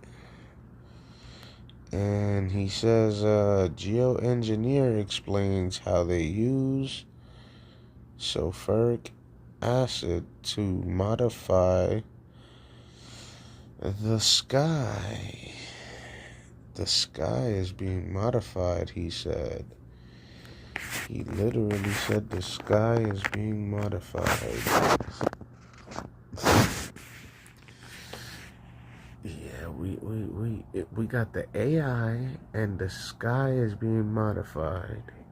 Isn't that what happened in the Hunger Games?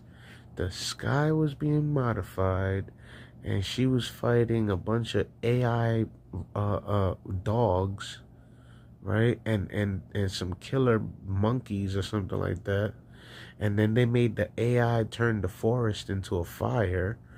And then when they was inside the tunnel, they had the AI chasing her with like some goblin, I don't know what the hell them things were. Them things were ugly as hell. I'm pretty sure everybody saw that movie, so you know exactly what I'm talking about. It was ugly as hell. I was like, oh shit, what the hell? Like when I first saw that movie, I didn't know it was the AI.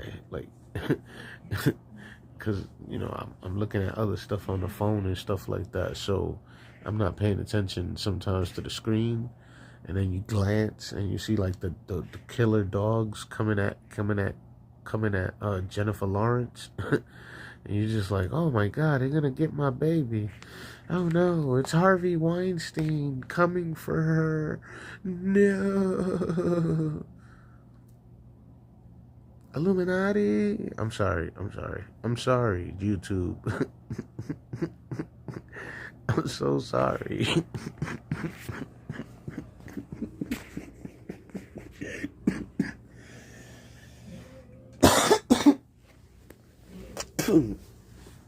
I'm so sorry, YouTube. I gotta stop, man. I gotta stop. I know I gotta stop.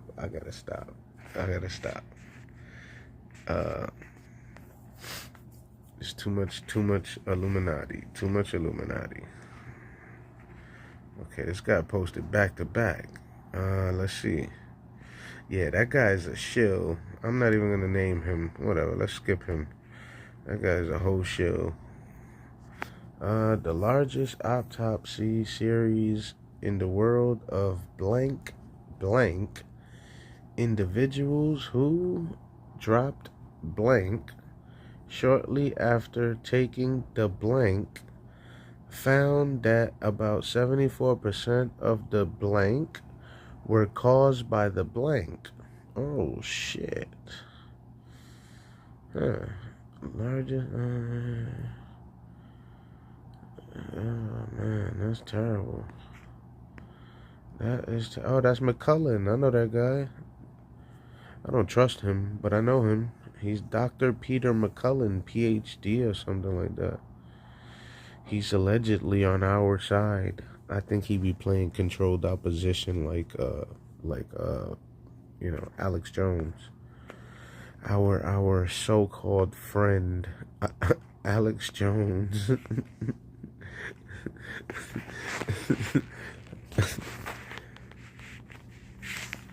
You know, his daddy was a CIA agent. He says it on air all the time. That's not me saying that. Just for clarification. He said it himself. Dozens of times, if not hundreds of times. I said hundreds of times. He's been on air for 30 years. You know damn well he said that shit hundreds of times because he repeats himself in every fucking show as if he's trying to hypnotize his goddamn audience. And after a while, you start catching on. Like, wait a minute, Alex Jones keeps repeating the same thing on every show. There's something weird is going on here. And then he hires Chase Geyser. And I got the video right here. Because y'all think I'm fucking playing with y'all. I don't know why y'all think I'm fucking playing with y'all. But I got the video right here. Oh, and I'm going to show Eminem too. Because I said I got... Oh, look, this is other guy. What's this motherfucker's name? I forgot this guy's name.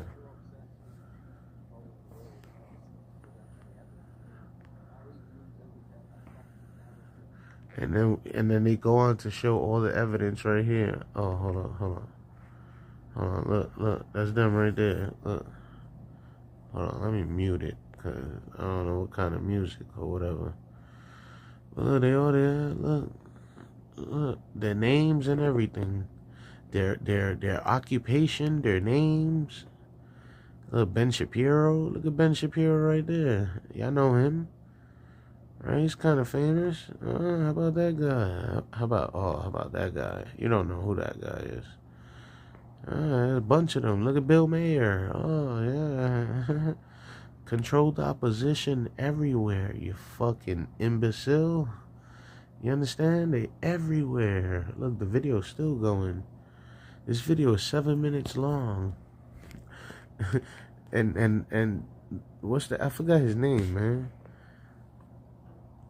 He just said, oh, they never present evidence. Well, there's the evidence right there. They're in every single government position. I mean, how much more evidence do you need? But wait, there's more. We were looking for Chase Geyser, weren't we? How about Elon Musk one time right here with his Halloween costume, which if you zoom in, what does that show? OMG. Elon Musk is one of them. Dun, dun, dun, dun, dun, dun, dun, dun, dun, dun, dun, dun. He said he's African.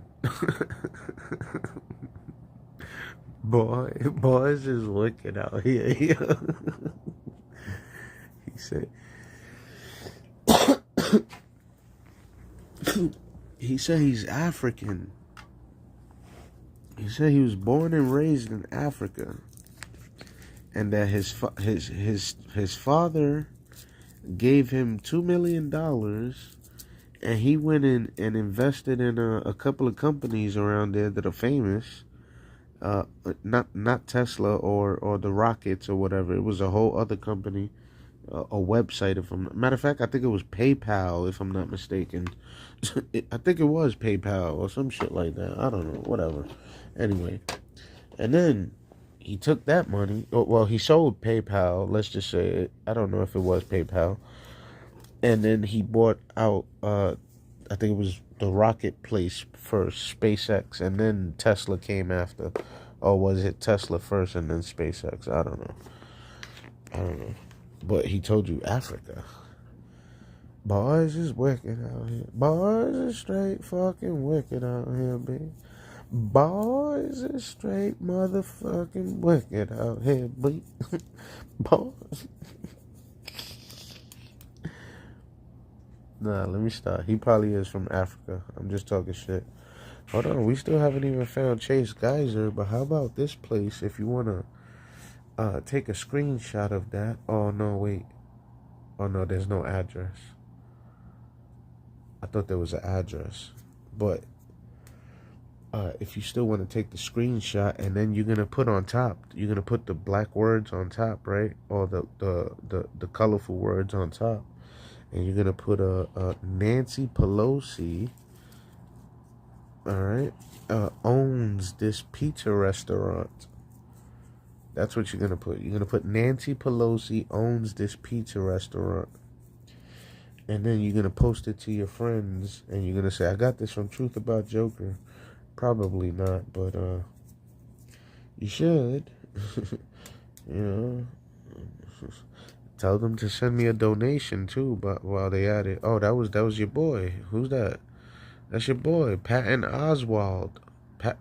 Patton Oswald. And look, he said a couple of things here. Let's see what he said.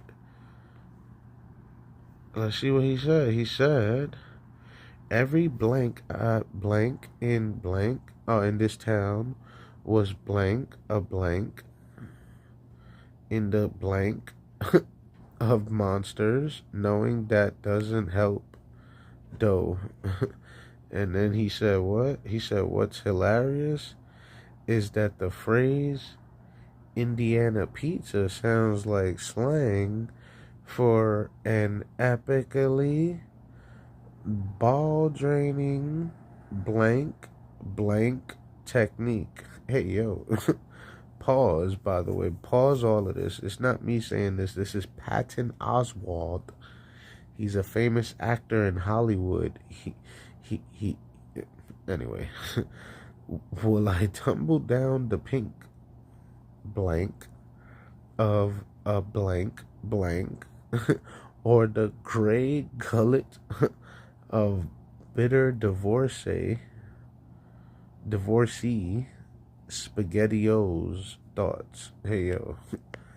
He's on Twitter saying this, and the police still hasn't arrested him till this day. He's still in Hollywood doing all of this weirdo. Hold on, let me get that off screen. I'm sorry. Hold on, let me zoom out and try to read it for you. It says the latest new property being written in 2013 in the Vatican's various lyrical euphemisms for blank blank. There we go. You see? The look, blank blank. You see blank blank. I don't even want to keep it on screen. The angry at tweets from my blank blank. Open my blank blank. Shaming hurts us all. I am proud blank, he says. He says he's a proud blank. PDF file. There we go. That's the one. He said he's a proud PDF file. And then he said, let Nambla. Oh, I should have not said that word. Fuck. Damn it. He said, let blank members blank anyone they blank want. I could say want. And what he said, am I so crazy for wanting blank to blank in a safer world? Hey yo, this boy is wicked. Look, that's what he looks like. In case you never seen him before, that's Patton Oswalt. He's so fucking famous in Hollywood somehow that the police won't even arrest the guy. But hold on, we still haven't even found Chase Geyser. Where's Chase Geyser? Is this one it? No. That's Alex Jones. Hold on. In case you don't know who Chase Geyser is, coming in just now, we were speaking about Alex Jones being a shill, a controlled opposition, and he hired a guy named Chase Geyser. And then I said, y'all think I'm playing? And I've been looking for this video for like 5-10 minutes already, and I can't find it. But he says, basically, I'll explain it now. He says it himself out his mouth that he is a Freemason, and he has the special ring of power, like Lord of the Rings. He has the special ring of power that has an eagle or some shit on it, and the number 33 as well. So he's very proud. He also mentions that his father used to be a Freemason. So that means that they probably violated Chase Geyser when he was of younger descent. Allegedly. But if he's a small hat, then that definitely did happen to him, because they got a whole ceremony that every single male small hat Illuminati member has to go through, and basically it's like some weirdo ritual, some weirdo ass ritual that we can't speak about on YouTube.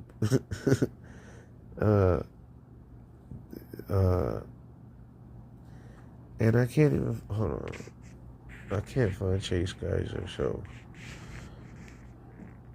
I was gonna try to search it with the, oh, is this it? Oh no, that's not it. What the fuck? That's not even supposed to be in this category. Hold on, is that I got a lot of pictures, a lot of videos. It's not easy to find. I might even be thinking that it's in this category and it's actually somewhere else. But I remember putting it here. It's supposed to be right here. Look at Owen Schroyer. Look.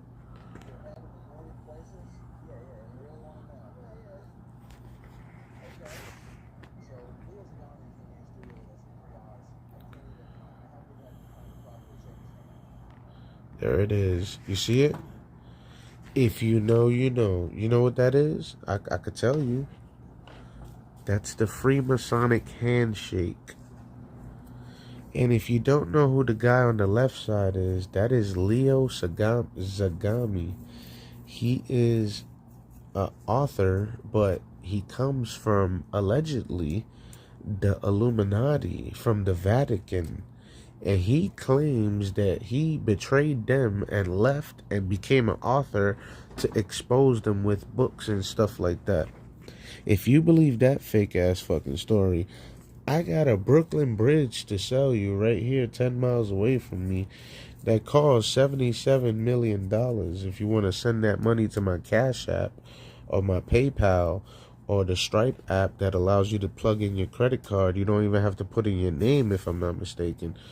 You could send me the $77 million if you actually believe the story of Leo Zagami. But anyways, so he comes on the InfoWars TV show here, or excuse me, InfoWars web show, and the first thing they do, I just showed you, they just came back from commercial or some shit. He's starting the show, and the first thing they do is a goddamn Freemasonic handshake, Illuminati with the InfoWars.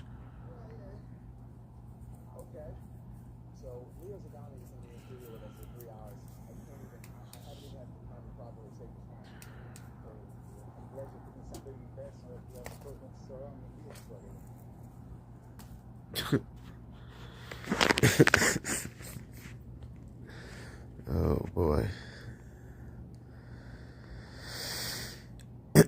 We still can't find Chase Geyser. What the hell? Where the hell? Let me zoom in on this thing, man. Let me zoom in on the on the search. If you would like to call in, the phone number is 646-820-6591. I think that's the number. I think that's the number. And unfortunately, we can't find Chase Geyser, guys. I'm pretty sure I had the video in here, man. I know that shit didn't just fucking... Oh, you know what I think is happening?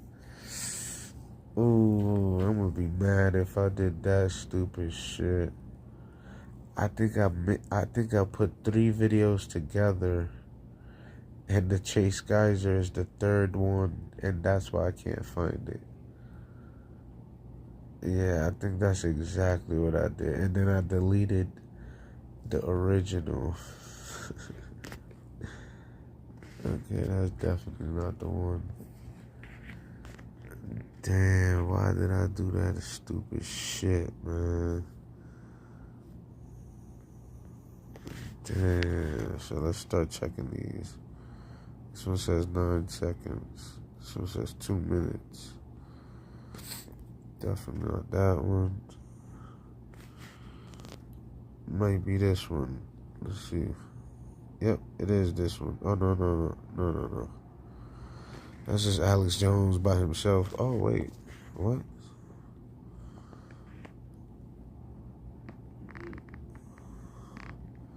Yeah, it's just Alex Jones by himself acting crazy. Yeah. Damn.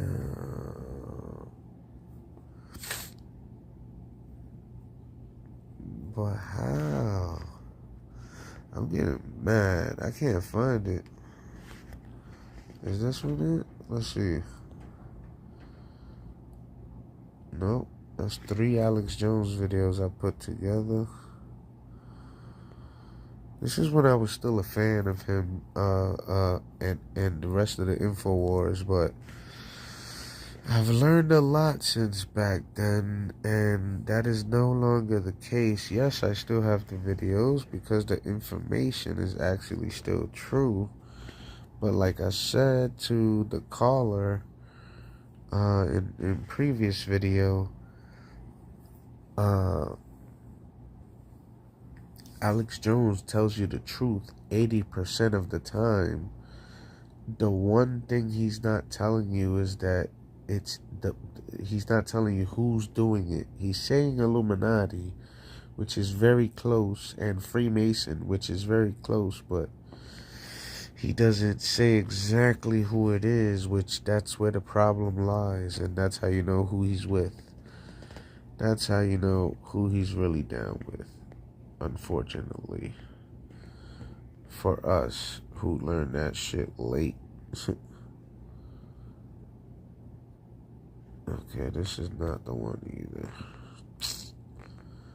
Fuck, I'm running out of options here.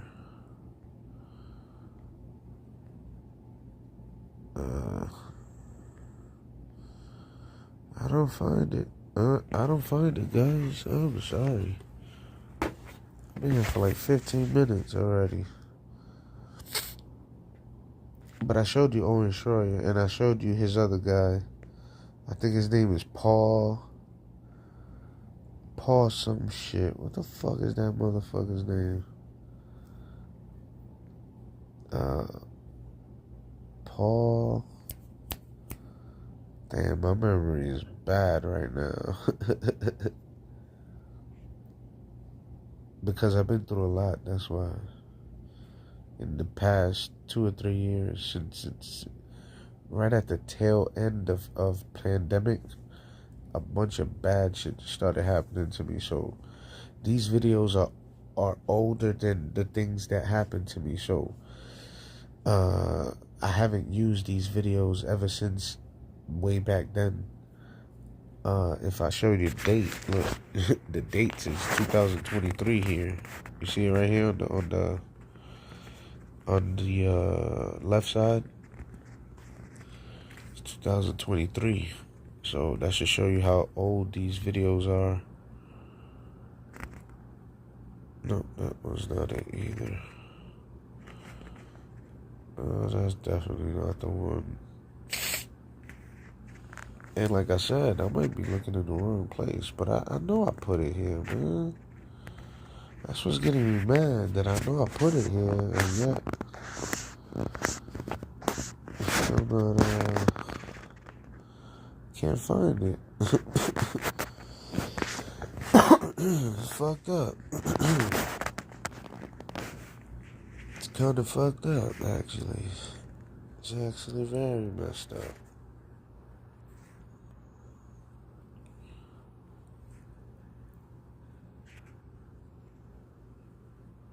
No, that's definitely not that one. Some Fox shit. Fox News. Okay, I think we're getting close. Hold on. I think we found it. Hold on. It's right after this asshole. It's supposed to be some priest. Oh, no, that's not it either. Damn it, that was not it either. Okay. Oh, look at Leo Zagami. This is when he started exposing Alex Jones. You want to see this? Yo, so what happened was, I don't know if they friends today. I don't know, but back then, what happened was, Leo Zagami, he came on and started exposing a certain demographic. And Alex Jones basically stopped calling him to come on the show. So a lot of time passed and still no calls. So that's when this video was made by him on his own YouTube channel or something like that. And then InfoWars played it. I didn't know it was going on. I had no idea what was going on. I mean, when I first saw this, I didn't know what was going on. And then he plays the video. I think it's Rob Dew playing the video. And Owen Schroyer left like 2 months ago too. But anyways, Rob Dew is playing the video, and he says, see, we brought you back on InfoWars or something like that. But Leo Zagami was dissing InfoWars. That's what was going on.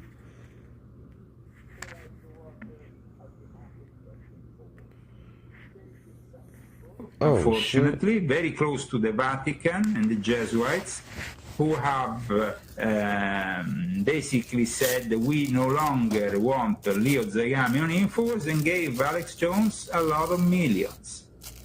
What do you guys think of that? I think it's really shitty to be somebody who's trying to be, toting truth, and you're a truth person, and you're the tip of the spear. How are you being the tip of the spear when you're not following the Vatican, Alex?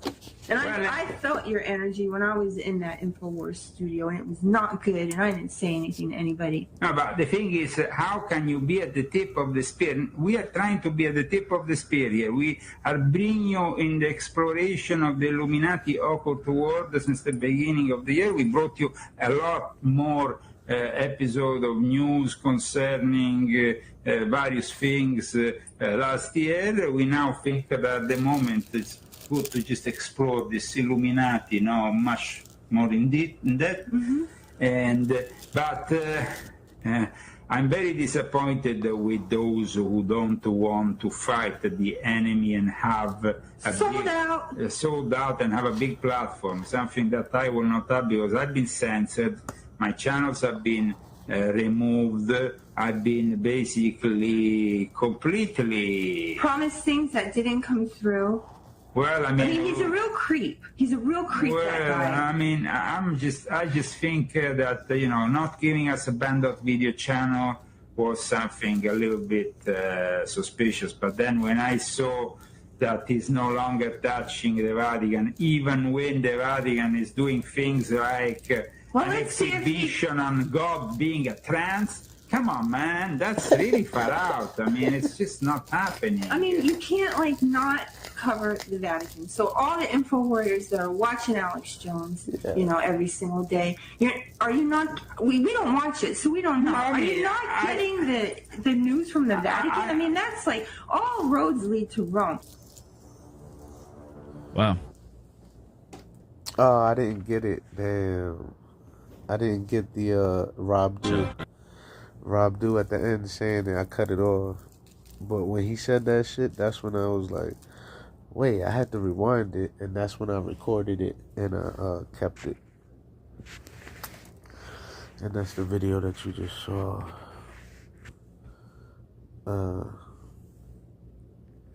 And then I was playing videos and the volume was down. I didn't even... wait a minute. Oh no, that's not it. That's not it. Yeah, the fucking video has disappeared from my freaking phone, guys. And that's very suspicious, you know that? No, it's definitely not that one. How about this one? No, it's not that one either. Damn.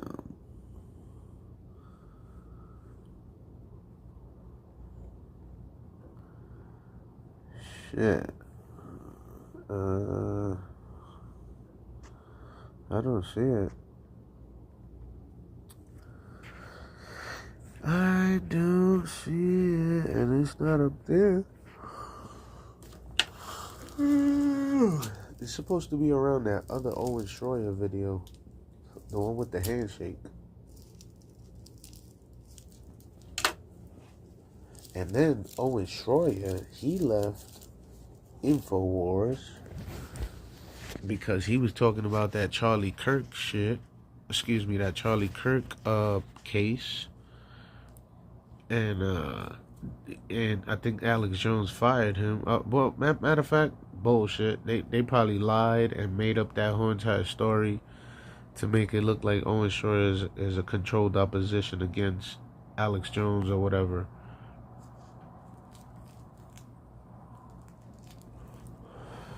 So now the controlled opposition is creating a controlled opposition to right? You understand? It's like two different controlled oppositions opposing each other, and yet they friends. It's pathetic.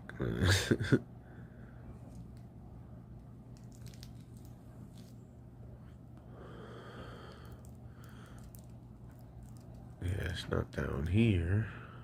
Doubt it. I doubt it's down here. Shit. Can't be. Matter of fact, I already came down here too. Yeah, I checked this whole shit twice already. It's literally nowhere. It's supposed to be here. It's supposed to be right around here with this guy. Oh, look at his name right there. Paul Joseph Watson. That's his name. That's his fucking name. Paul Joseph Watson. That name is probably fake as fuck, too. He's from Britain or some shit. I don't know. Maybe it's real. I don't think it is. I don't even think Alex Jones' name is real. I don't even think that's his real name. He was just like, oh, that sounds like a good name. And he stood with it.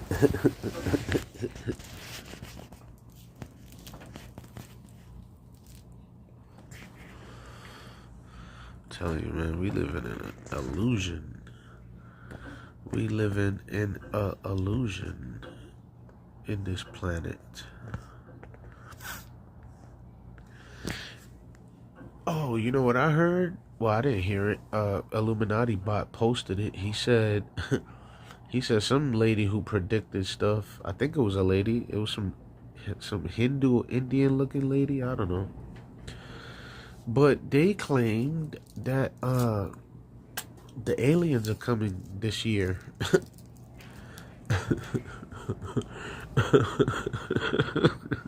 I was like, what? Oh yeah, and then she or he, whatever, I don't know, predicted the pandemic and 9/11 and shit like that. So now that same person is saying that the aliens are coming this year. Okay, let's see.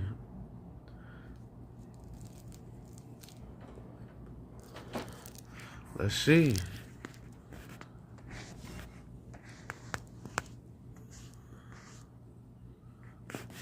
Yeah, I went through that video already. That wasn't it either. Probably skipping right past it, not even noticing it.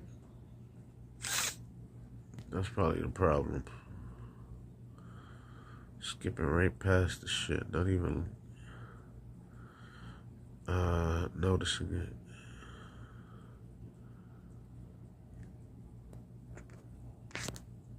No, that's the CIA. That's Operation Mockingbird right there. That CIA shit. What it's called? Fake news propaganda. Yeah, that's not it either. Yeah, I'm tired of looking, man. I can't find it. I don't know where that shit is at. You know what? It probably got deleted with...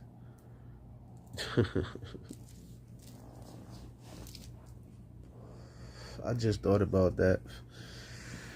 So my phone, matter of fact, it probably does. It's probably doing it right now. But my phone sometimes suggests that I delete all the duplicates off my phone. And I pressed yes one day because I needed the space, and it probably deleted the video with everything else, with you know what I'm saying, with pictures or whatever, because I can't find that shit no matter which one up. Oh man, what the fuck just happened?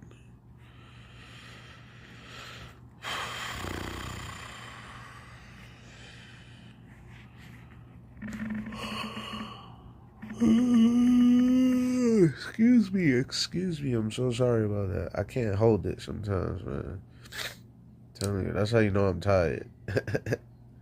See, that's how you know I'm not a robot, you see?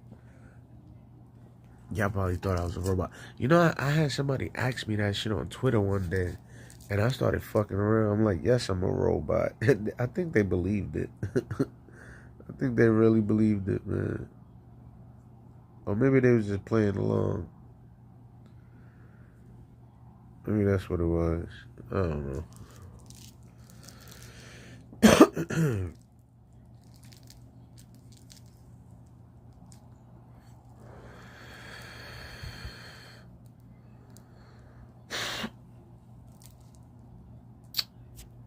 Damn, man, went the wrong way. It's this way.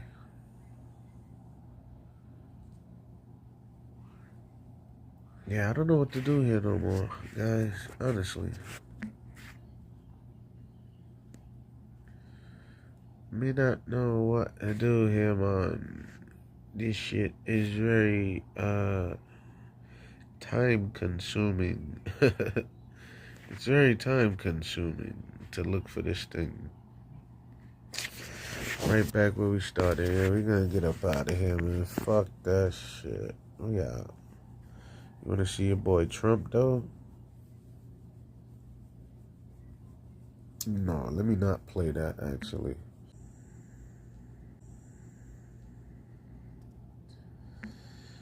Okay, hopefully we back live. I don't know what the hell happened. I just saw that the thing wasn't there no more. I said, wait a second. What the F?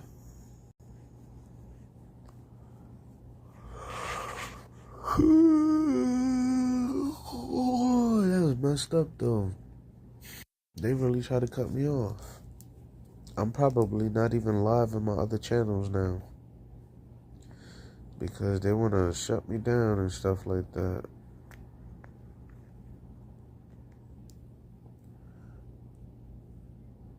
Were designed to take care of a pension problem. That's messed up, man. With the boomers. Wow, that's messed up. I wish everyone knew what this Tom Hanks symbolism. Okay, I got that video. Okay, I got that. Oh, that's the end of it. Let's retweet this one. So, you guys want to call in? The phone number is 646-820-6591. 646-820-6591 if you want to call in. Watch Stalkers debate hip hop's most iconic. What? What's the most iconic piece in hip hop? Watch or just piece, period? Jewelry. Man, I would say. See, I'm gonna be biased off rip because I'm gonna say the TS piece. So it has to be. Yeah, TS is always top the big top five. Top five. The Raoul one, yeah. Raoul one, the camouflage one, yeah. But it wasn't camouflage first. What was it? It was all white. Then it was. Yeah. Then, but I'm saying the camel gotta one is remix the vibe. But absolutely. So that joint, the TS piece, for sure. Sure. The big pun piece. The Jordan? The Tombstone? The one with the Jordan. Like he's a Jordan. I seen Pun beat somebody with the Tombstone. Yeah. Like, I didn't even know you could make jewelry a weapon. I actually watched it. Instead of jumping in, I was like, he took his shit off. I was like, what are you gonna do with that? I love the nerd joint with the brain. Yeah, I think Jacob did that one, right? Yeah. A brain? It's the NERD. It's the NERD. Brain. It's like this guy Blue Stone. It's a brain? That went over my head. Actually, the really dope one is the astronaut's fire too. Pharrell's Circle with the 3 characters. That one was that was hard. with the Coochie Link. Yeah, that was hard. The most iconic piece in hip hop.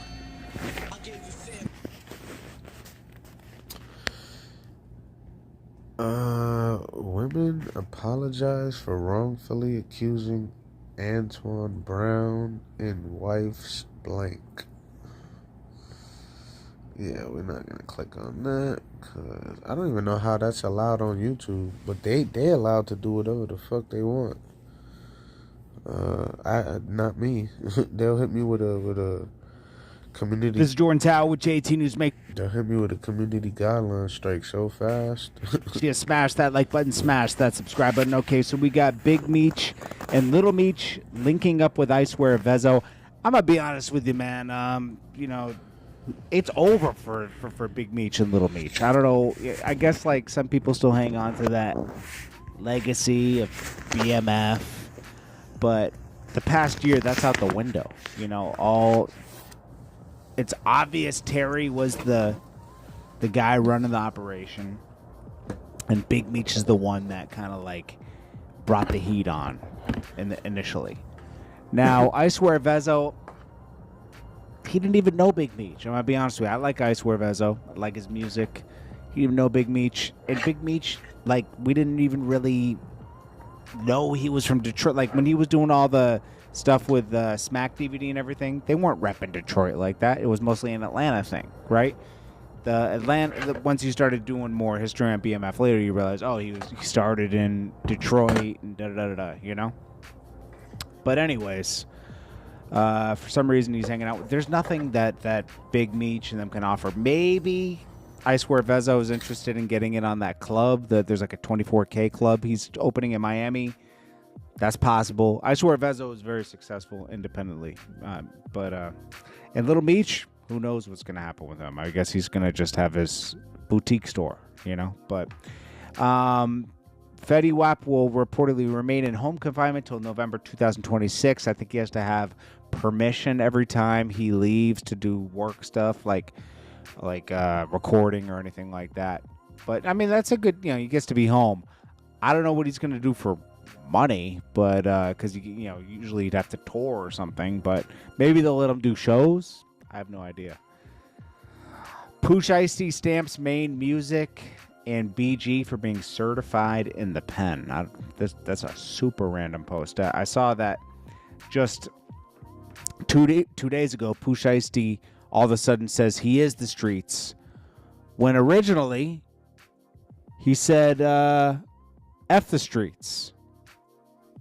So it's like, make up your mind, man. Like, is it F the streets or you are the streets? But this is what he said here. Shout out to a lot of other solid too, though. It's a lot of other solid that I can vouch for, put my stamp on, of me being around and being, really through there. Shout out Maine Music, certified, BG, BG certified, stomping through that bitch margin on the yard.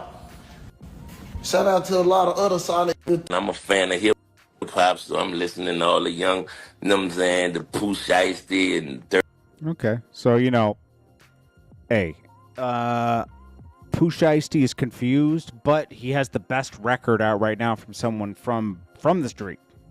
If he wants to be from the street for real, he has the best record out. His first day out was some of the best music I've heard in a while. Okay, a lot of people have been dropping garbage. Okay, garbage. Okay, I know this is a stray here, but I'm gonna be on. I got to be more. The more interviews I see with Max B and French Montana, I just got to be super real. Max B needs to work on he needs to work on music, because that French Montana gave him a hit record ever since he left me, right? He gave it over. He says, okay, we're going to do this. I respect that, because he owed, he owed for sure, because Max B and him in the beginning, that really helped French in the beginning. It really did. All right. So, and he's paying his debt, and I totally respect that. But Max B was so trash on that record. So trash. I mean, the auto-tune thing, like, we're going to pretend like that was good. French Montana was doing his thing on it. Then all of a sudden, Max B comes in. Trash. Trash. That doesn't mean I don't like Max B, but I'm going to be honest about the music. Trash. Let's just be real. Now, I hope he gets his groove back. I think he jumped in too quick. Too quick. He should have been dropping singles instead of dropping a whole tape. That was a little, too much. Like, you weren't ready for that. You should have just done singles for the next 6 months until you got your groove back.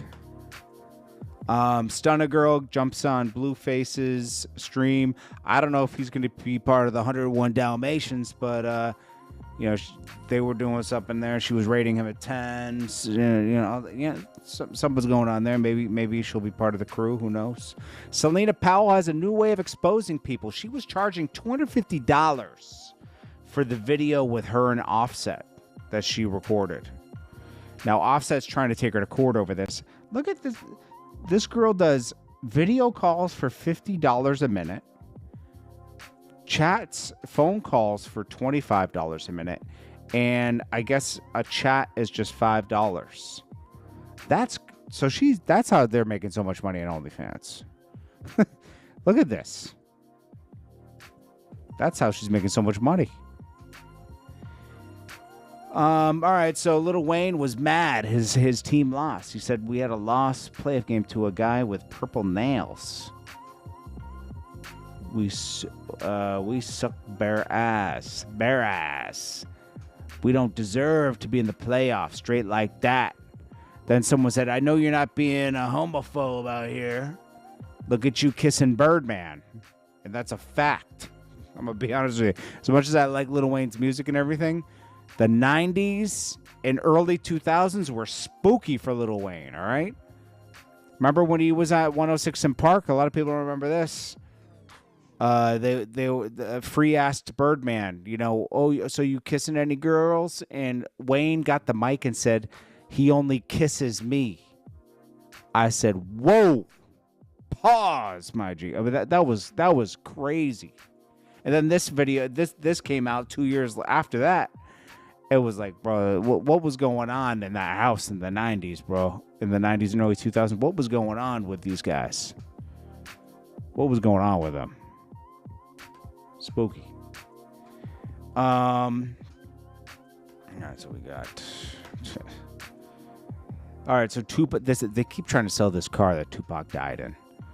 It's a 1996 7 Series. This is the one he was shot in. They want 1.75 for it now. But I'm gonna tell you, they're never gonna sell this for 1.7 million. Okay, look, they've been doing this for years. 2 years ago, 3 years ago, back in 2017, they wanted 1.5 for it. It's not gonna sell. Nobody wants it for that much money. Why would you want a car that someone died in? Why? It's like that's a little too much. It seems like Cameron's set to destroy Jim Jones's. He's helped Jim Jones by engaging with him over the years when they have their little beefs, even this time. But I think Jim Jones just went too far this time. Like, he can see that Jim Jones is really out to destroy Cameron's character. Like, Cameron was scared to come outside and all this other stuff. So now he's like, all right, let's start releasing the tapes we got on Jim Jones. He's always teased this tape of Jim Jones going down to try to beat up Dame Dash. That was released yesterday. Jim Jones turned down the fair one with Dame Dash, punked out, scared. And he's down to ruin this tough guy image that Jim Jones has. Jim Jones is not the tough guy. He keeps Bloods around him, and he uses their muscle. I've experienced this firsthand, okay? Pause, all right? Experienced it firsthand. Jim Jones used to threaten me during the Max B days, right? All the time. And then when he saw me, nothing happened. I even went down to Chunk King once at the studio. And I said, all right, well, you know, it is what it is. Because I was like, figure, you know what? Just beat me up. I was on some Dame Dash stuff. Just beat me up, bro. Let's get it over with, you know, so I can get on with my day. Well, we ended up doing footage together. So I was like, all right, Jim Jones isn't really like, I mean, unreasonable. I thought that was unreasonable. He wanted to beat me up over Max B, you know? Like, I was like, you got to go beat up Max B, bro. He's in the Bronx every day. You guys know where he stays. It wasn't a secret. Max B was always outside. But, yeah, Jim Jones is too much, bro. Like, he's making up lies about Cameron and Dame Dash now. Like, Dame Dash is ridiculous himself in 2026, just going on the Breakfast Club and making crazy allegations. I'm going to be the CEO of Revolt. You know, they just lying. But you can't erase Dame Dash's history, okay? 2005 and before, well, I'll say 2006 and before, Dame Dash was, you know, Dame Dash, all right? I'm sure you made a lot of mistakes at Rockefeller. That's why him and Jay-Z broke up. But he was still Dame Dash, and that's he inspired a whole generation. He inspired a lot of things that happened from 1996 to 2005. So you can't take that away from him, all right? Just like you can't take away Jim Jones and what he did with Dipset, okay? Everybody has their roles, okay? But things get ridiculous at one point, you know? I heard Mel Matrix isn't even messing with Jim Jones anymore. I don't know how truthful that isn't. I'm sure Joel's just wants to stay out of this. It's the smartest thing to do because it's nonsense. Anyways, This is Jordan Tao with JT News. Make sure you smash that like button, smash that subscribe button. I'll check you guys in the next one. Peace. And speaking of Joel Santana, he posted on his Instagram, I think. Matter of fact, it is Instagram, that he was in a car crash. I was like, what the hell? Really? And I posted it here.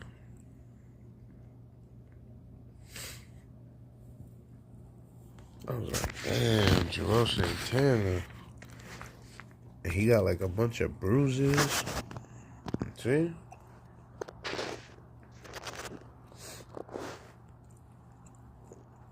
He said car crash. Hold on, this thing switches automatically. He said car crash. Damn. Hold on. Yeah, I hope the music is not playing. Can you see the bruises on his face and his nose?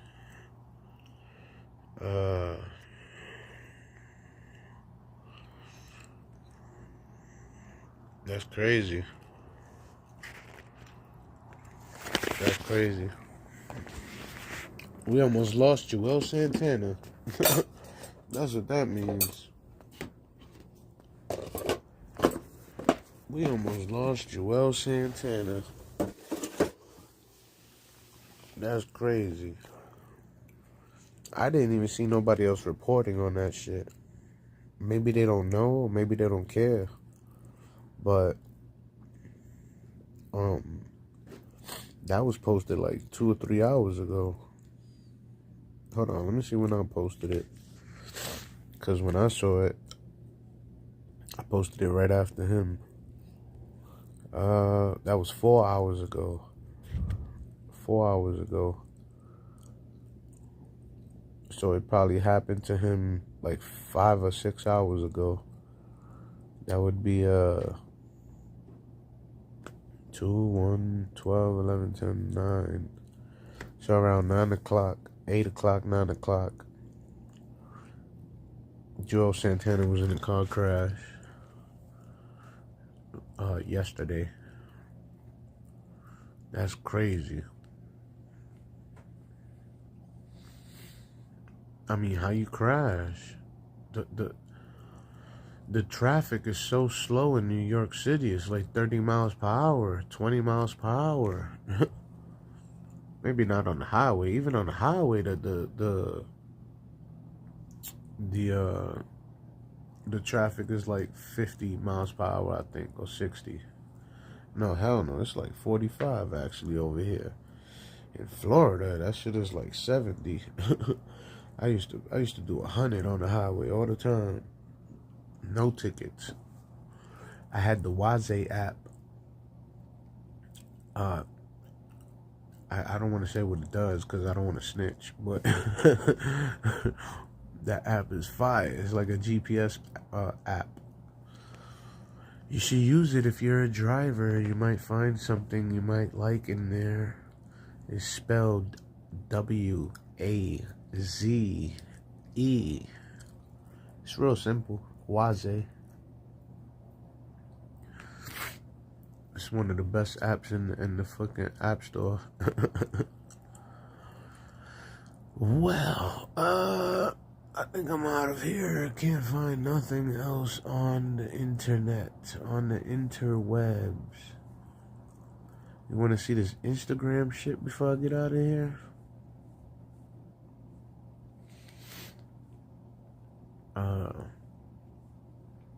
Because everybody got Instagram.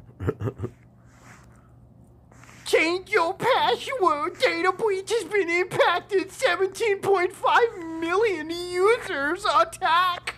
I love it when the mouse gets this big. Ladies and gentlemen, I want to sit here and kind of like, cut down a lot of the misinformation, a lot of the fear mongering. You know, Instagram's one of the most popular platforms out there. I'm sure a lot of you people use Instagram. You know, I'm pretty sure a lot of people are getting banned off Instagram for completely wild reasons. But to give you an idea, last night was effectively a night that a bunch of people started to see a whole lot of reset your passwords.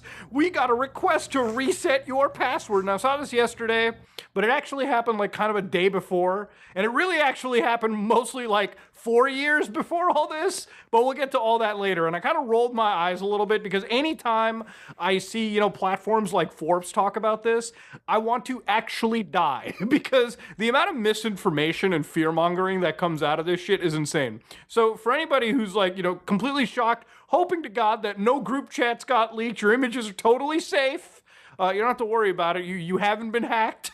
Unless you decided to click a phishing link and give out your password. That would be a fucking stupid thing to do. But I'm sure most people watching this channel are not stupid enough to do that. So, ladies and gentlemen, let's get down to business. You start getting these reset password things, and sometimes they're real, sometimes they're fake. Sometimes you have to open up the URL and just see if it's actually from Instagram, actually from Meta. You know, there's this scumbag trying to like hack my cloud storage all day, every day for the last 2 weeks. And the URLs are just insane. It's like some like Mr. Random, like local dot something something nonsense. And of course, obviously it's the fakest like phishing message out there. But to a lot of people who don't know anything about computers or anything about computer safety, they'll be freaked the fuck out. They'll be like, whoa, hold on, what do? I'm getting hacked. Maybe I should reset my password. And as soon as you click onto it, what happens is you go to like a very, very identically designed like reset page. And as soon as you enter your password gets sent off to some like random hacker's database, and they're able to just basically get the password to log into your account, right? Which is why two-factor authentication is important, and not engaging with scummy phishing emails like this is good. But the thing about it is, these emails actually came, from my understanding, directly from Instagram. So again, immediately you might be like, wait a minute, this is kind of confusing. What's going on? Well, this massive hack that occurred, ladies and gentlemen, I wanted to look a little bit deep into it. Basically, there's been this crazy Instagram breach that's been reported all over the internet. Something like 17.5 million accounts actually ended up getting hacked. And Malwarebytes were apparently saying, listen, your usernames are out, your full names are out, your email addresses are out, your phone numbers, partial physical addresses, and other. So again, for me, I wanted to actually look into this and see, okay, how much of this is actually valid? So what I did was I actually went on to the old dark web. Now this is the Tor browser. You can see that I'm looking for, you know, again, that spooky dark web hacker trusted link. And ultimately, all things aside, you didn't have to go to the dark web. Actually, this sits literally on the clear web in one of the largest hacking forums probably in the world. So to show you exactly what's going on, this is actually Instagram.com, 17 million global users. So this is posted January 7th, 2026. I guess it's pretty fresh. And then you look past it a little bit and it's like, oh, 2024 leak? Okay, so it's a little old. Not that old, but it's a little old. And of course, the people commenting over here are like, actually, it's probably from May 2022. So it's not like super duper fresh and recent. But again, it's a free download, which effectively means that you can get access to this 17 plus million record system with all of this information. Now, according to the hacker here, according to the people posting the leak, they said, listen, it contains usernames, full names, user IDs, emails, phone numbers, countries, partial locations. Nowhere are passwords mentioned in this story. And even if passwords were mentioned, I want to give you a little bit of safety going forward. Let me just mention all this. So for the most part, you can actually look at some of the stuff, and I'm mostly censoring it, so I'll uncensor or at least label out exactly what I'm looking at. So in some cases, because of how this is actually like detailed out, for instance, what I'm seeing is you've got a phone number, you've got what appears to be a person's name, and then you've got an actual email address, and you've also got a person's full front and last name, so, you know, beginning last. And again, you've got, in some cases, what country they're in, yada, yada, yada. Not every field is filled out for every single person, and actually quite a fair bit of this, at least leak that I'm able to see right now, is a lot of businesses. So there's a lot of businesses that are out there that have put themselves on Facebook.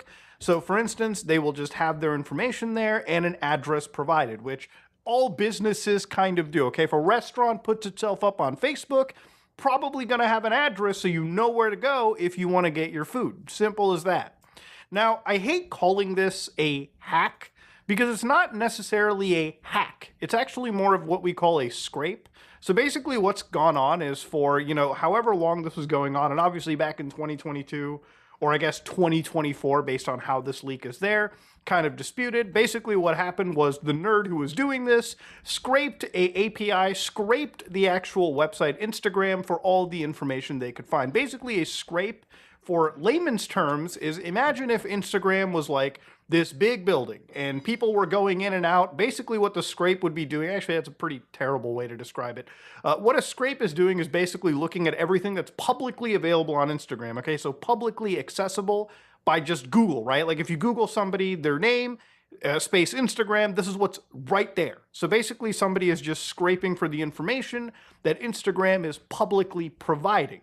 And basically they're cataloging that information and putting it together in a nice, neat package to send out to people. Now, the reason why these packages are kind of scary is once you're able to connect people's front last names, their email addresses, and in some cases, their actual partial locations. Now, when it says partial location, it's not exactly the street address. This is not your docs flying around. So for instance, if you said that, you live in Los Angeles, California, right?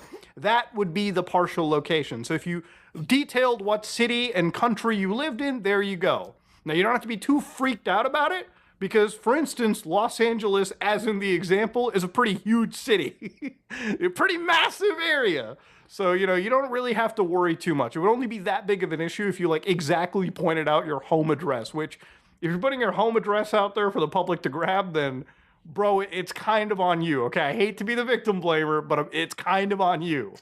Now, ultimately, that's pretty much what kind of came out of this. And, the information is kind of reported to be a fair bit old. And again, I did the dark web monitoring for you guys. I guess you used to pay for this kind of shit, but that's how easy dark web monitoring is. You just check a few hacker forums and kind of confirm shit for yourself, which is what I love to do on my channel. So ultimately, the information that is kind of here isn't necessarily something you should be totally freaking out about. Now, if you're worried that your password got leaked, a pretty good example for this is something that I'll bring up right here. So I actually made a quick little program to sort of show you how password salting works. So for instance, right here, ladies and gentlemen, is the ordinary hashing and salting demo. It's a little Python script, but the general idea is that I can actually just sort of show you what a hashed password looks like. So for instance, if I type in the word password, and I'll show you that I'm typing in password, using bcrypt, we can generate a quick hash, and this is actually the hash. So for example, it generates this password hash, and basically what it does is it salts the password. So it adds in extra little text, it adds in extra things based on an algorithm, and it creates this hashed password, which is what is actually stored in the database. So even if you type in the word password, we're long past the days of passwords stored literally in plain text, okay? This is not the Sony PlayStation 2011 hack situation. Your passwords are usually stored pretty safely, and as much shit as I have to say about Facebook, Meta, whatever, I'm pretty sure they follow some pretty stringent guidelines for keeping your shit somewhat safe. Now you might be like, but Muda, what if somebody uses password? What if 2 million people use it? Well, don't worry, the system is designed for that. For instance, using the same string, you can actually hash a password 3 different times. So if you look at it, this is the same password, but it's been given different salt patterns. So now you learned how kind of salting works. Now you learned how passwords are usually stored, and they're stored in a way that, ultimately, even if they're hacked by a database, unless they figure out how to actually unencrypt these, generally speaking, you should be safe. That still means if something does get hacked, it's still very recommended to change your fucking password. But this is not a hack, okay? This is not a hack. This is a scrape. Very different. Now, a lot of this, I feel like probably could have been avoided if, like, Meta had, like, some level of, like, rate limiting or something that they put into their system, which a great example of this is when you go to Cloudflare and they talk about what rate limiting is. So basically, puts a cap on how often somebody can repeat an action within a certain time frame. For instance, trying to log into an account. Rate limiting can avoid certain kinds of malicious bot activity. So people, again, just scraping on the web, or for instance, brute forcing into your account by trying every single password combo out there.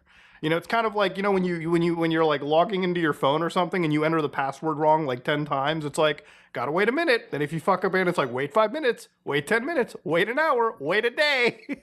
Phone's completely wiped. So yeah, that's kind of a good example of what rate limiting could have been doing in this situation, but it didn't. We're at this point. Now, as this stuff got leaked, obviously I wanted to wait for the story to kind of like develop a little bit because I was like, wait a minute, is Instagram going to say anything? And they did. We fixed an issue that let an external party request password reset emails. For some people, there was no breach on our system and your Instagram accounts are secure. You can ignore those emails. Sorry for any confusion. Now, this is kind of weird to me because ultimately, if it was like a breach database with like emails and shit, maybe I could see somebody sending out like, phishing emails. But considering that a lot of people just kept on getting password resets, I was like, what's actually going on here? People just like looking through a database and like plugging in an email and saying, forget my password, and then like sending people like, because just sending somebody like a little password reset isn't going to be like a hack into their account. If I get sent a legitimate password reset, I can just reset the password, and as long as I know it, I'm fine. It's not like they figured out my old password, and it's not like they're going to get the new password if I'm officially just dealing with the actual provider. So immediately, this makes a little bit more sense because I don't think any hacking actually happened. I don't even think that scrape mattered. I think ultimately a lot of these news sites and a lot of these people that wanted to fearmonger kind of just connected two things together. Reality-wise, what I am a little concerned about is who the fuck is this external party? And how the hell are they requesting password resets for people? That I have a serious question about. It's a little bit weird, but ultimately, there was no hack. Even on the r/Instagram where they're talking about this shit like a day ago, a lot of people are like, is this explaining the constant attempt to reset my password? I've been getting second ones all day. I've been getting 3 attempts like crazy. So no, actually, I don't think that this data scrape matters. I think there's just genuinely something else in Instagram that they probably should be explaining. And ultimately, at the end of the day, Instagram comes at the heel of an issue that I talked about months ago, where they're actually still banning people for allegedly being actual pedophiles and stuff. Like literally people are getting banned for, CSE, which is like child sexual exploitation. And it's just like their AI picking people up and like throwing them into the naughty bin, which again, with no actual valid proof in some cases, which is very alarming that artificial intelligence is allowed to like moderate in that insane of a way. But yeah, ultimately the end, ladies and gentlemen, you don't have to worry. A massive Instagram hack did not actually occur. This breach seems to be something that happened it happened a long time ago, okay? Ultimately, the end, if you are concerned for your Instagram account, just fucking change your password, okay? Put up 2-factor authentication. Stop, just relax, breathe. It's all good. It's all good. Thank God I got banned off Instagram, man.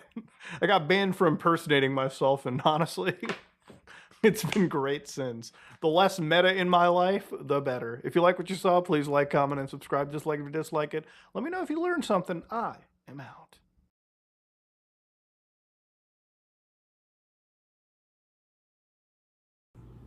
Yeah, I didn't get no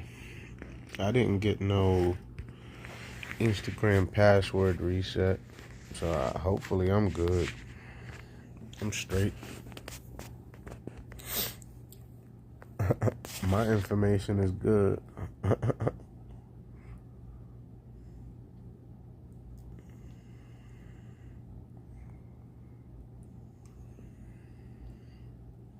Instagram probably did that shit themselves, so everybody go reset their passwords.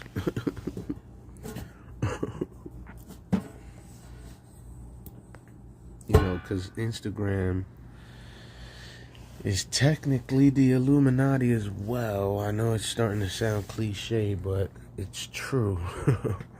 If Mark Zuckerberg, aka Facebook, is working with the CIA, then Instagram is also CIA, Illuminati.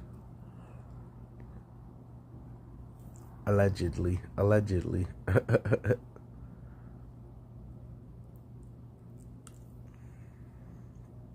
Matter of fact, my name is LiarBot, not TrutherBot. That's my name.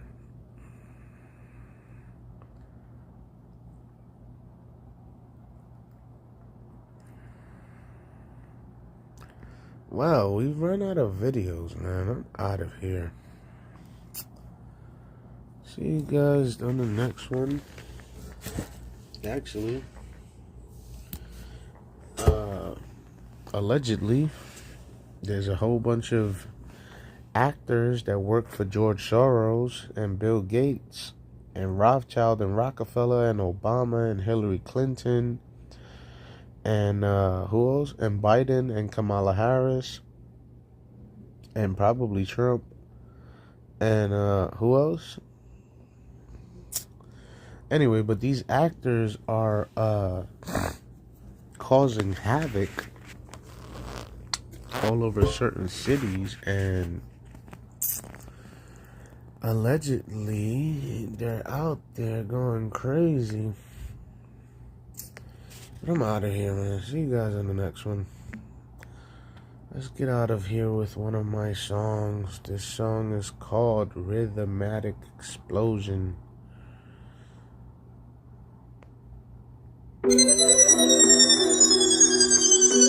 Yeah, DJ Blue, just the storm. Great ones, part two, nigga.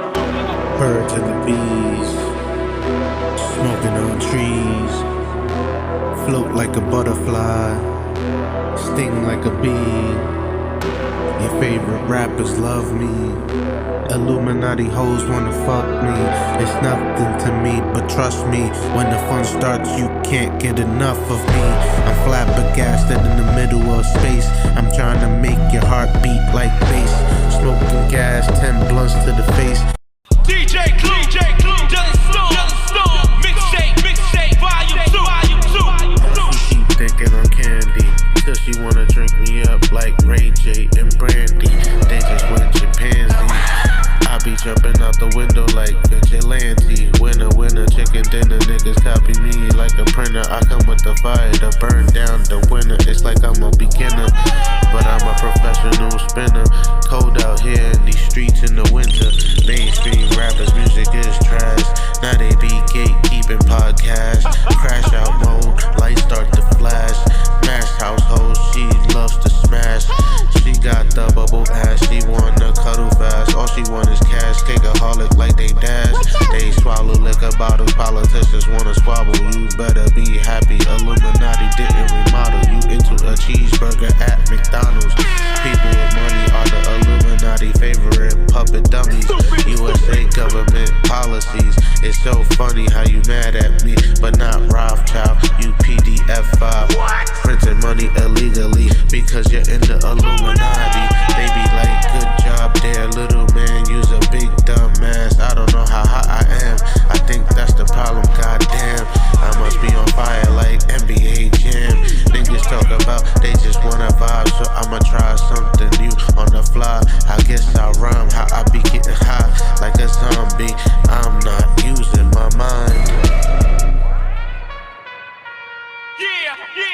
DJ Blue, just storm. Great ones, part two, nigga. The birds want bread, they be giving head. They copy sexy red. Nas said hip hop is dead. Success don't come from working hard, it comes from being chosen by Illuminati, y'all. Illuminati harassing me, they wanna get them. See my baby pictures in the court system. Fake lies from the satanic torture prison. Premonitions like torch the opposition. Pick you apart like a movie, leave you looking like a smoothie. SMD, F the FCC. This world took everything from me, I got nothing left.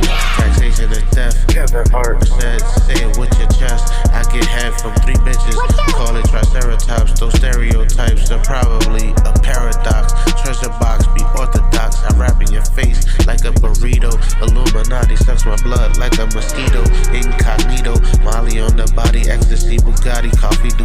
perks and Zanny magic mushrooms. Reverse polarity, laboratories, obligatory similarities. Gravity, clarity, DMT and ayahuasca. Big pharma, trying to kill all the farmers. Conformers, dishonor, the gardeners. Stars, cover the sparklers. Now I know what kind they meant, and you can't tell me nothing. They tell you there's no such thing. Illuminati is always up to something. They stole your wealth, got us living in hell. Satanic rituals, witchcraft spells. They hate me cause they ain't me flowing. They hate me cause they can't control me. They probably think I be trolling. I just be on the internet scrolling. Stand clear of the closing doors, please.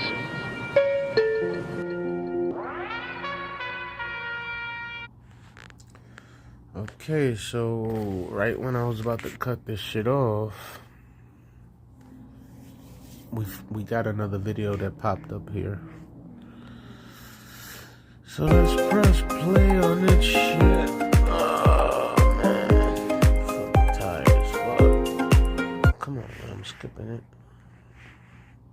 Oh man, it just ended. This is Jordan Tower with JT News. Make sure you smash that like button, smash that subscribe button. Let's get right into the news, all right? It's safe to say that Dipset is over, okay? And the relationship with Dame Dash is over. And somehow 50 Cent's feuded with everybody that we're going to talk about right now. So Freaky Zeke leaked that tape this week showing that Jim Jones was going to beat up Dame Dash. But then when he got there, he realized he can't fight. He just got muscles. Dame Dash was ready to throw down with him, but Jim Jones tried to sick his blood family from Brooklyn, the guys that protect him, on him. He said, that's what they're here for. First of all, talking like that about your friends that you consider friends, yo, they're here for this. You're going to risk your friends going to jail, and you're going to just throw them around like they're just tools, like they're just whatever. That's crazy. And that's how Jim Jones looks at people. That's why you never got Stack Bundles releasing an album. You never got Max B releasing an album. Nobody released an album under Bird Gang. He just got all that money from Sony and blew it. So that got released. Freaky Zeke doesn't mess with Jim. I think Joel Santana, you only see him with Jim when they're booked together. They don't really hang out anymore. And I think Joel Santana kind of realized that Jim Jones kind of sabotaged Joel's to roll with him against Cameron when they sided with 50 in 2007. Now, this week we saw Dame Dash also. He's part of that gossip show now where it's like all girls and he's the only guy. It's like The View. It's almost like the Temu View, and he's added as a chatty patty for the guys. And he talks about Cameron again in the car with him and Big L, which is a story that doesn't exist, right? And he says, yeah, we were going uptown. I was going to sell some birds. We got pulled over the cops, and this is why Cameron wanted to go to jail. He said this story again. Over and over again, Dame Dash. For some reason, Dame Dash is jealous of anybody that has success without him. Like, Cameron has success with this show. It was a matter of time where Dame Dash was going to call him and beg him for a favor, and Cameron wasn't going to be able to hook him up right away, and he unleashes. That's basically what happened here. Dame Dash is jealous. Dame Dash is jealous of 50 Cent having a successful network at this point. 50 Cent Action. It's more successful than Dame Dash's. Who knows why Jim Jones was mad at Dame Dash? I think it was over some deal that went south, and he felt like he was wasting his time with Dame Dash, or Dame Dash probably talked to him disrespectfully, and he couldn't handle it because Jim Jones is soft. Right? He is. For them. I know someone's going to be like, Jim Jones, you would say that to his face. He's soft, bro. I mean, whatever. It doesn't matter. He is soft. He ain't going to fight Dame Dash, is he?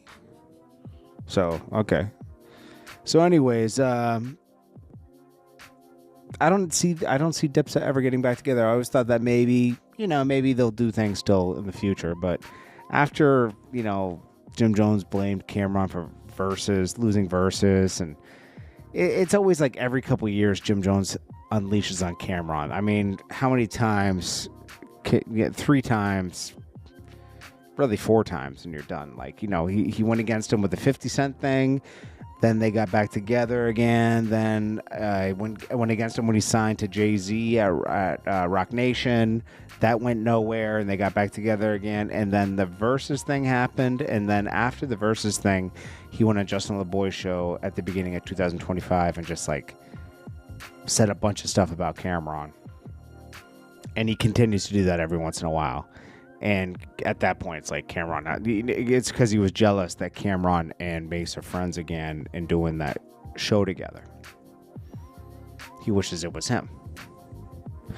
But that Jim Jones does a show, a podcast, and doesn't include Joel's. So Joel's got to be feeling some type of way. Like, he got Mano, Fab, and Dave East, but nothing with Joel's.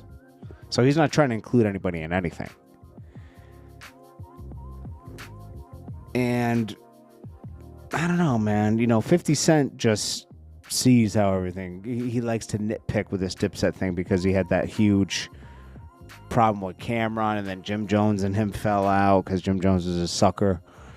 And he just teases everybody. So it's like, don't hold your breath. This is the end of Dipset, like for officially. It's been over, but this is the official ending of Dipset. I mean, Joel's hasn't dropped an album in forever. I mean, I don't even count the mixtape when he came home, and I don't count he wasn't even. It was actually when he was in jail, and then he dropped God Willin' in 2013, which didn't really go anywhere because there was no buzz around it.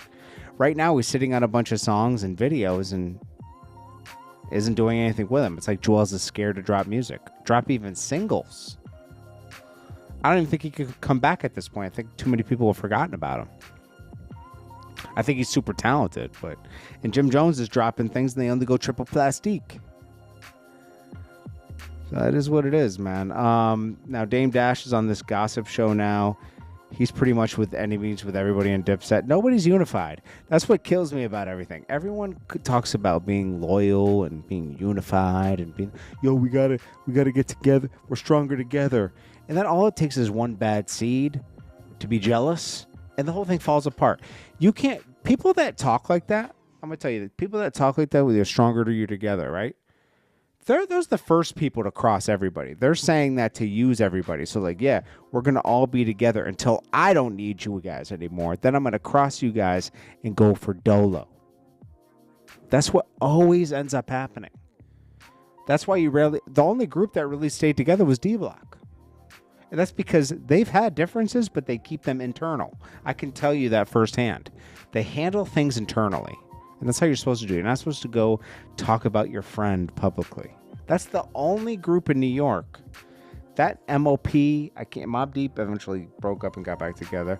That's the only group, D-Block, that stayed together. G-Unit had their problems. Everybody fell out at one point. Even Yayo and 50 fell out at one point. So you're going to see 50 and Cameron probably do this show together. Dame Dash is begging to be a part of that. Dame Dash just got left out. All these people would have helped Dame Dash if he wasn't so egotistical. And Jim Jones gets help from people, and then he betrays them. Jim Jones is a snake. The only person I see that really holds everybody down is Cameron. Cameron comes out for verses, right? Because he didn't have to. But they wouldn't have done verses without him because Cameron's the star. If they have to do a tour, Cameron comes out and supports it. He's always helped out. He just makes sure the business is right. He's not going to do things for free. Jim Jones is doing things to do things. That's why I hate to say it, I don't think this thing he's building in the Bronx is going to work. We've seen him build and destroy things 10 to 20 times. Love and Hip Hop he was supposed to be a part of, but the original show was him and Chrissy. And then he went against it, and then Mona continued with Love and Hip Hop. Then he did Love and Hip Hop, but that was supposed to be his thing. He would have been partners with Mona. There's just so many things. He built the studio thing, the Vamp Life, the Saucy Weed thing, Bird Gang, everything. Cameron's the only one that's able to move something forward. So, yeah, Jim Jones partook in Bird Gang. I'm in Dipset. But it really worked because of Cameron. Because he would empower people. It wasn't just Jim. If Jim wasn't around, J.R. Ryder, Hell Rel, he always had artists to, like, you know, just run with the bird. They never, it wasn't like a unified thing. If anything, the nucleus of Dipset is Duke the God. That's a fact. Cameron and Duke the God. Jim Jones just played his part. He's more like Joel's. Carried the flag, like any other rapper on there. Anyways, we'll get to some more news in the morning. There's not much news this weekend anyway, so I just wanted to wrap that up because hopefully that beef is over. I don't want to hear about that thing anymore. What about you guys? Appreciate you all. Peace.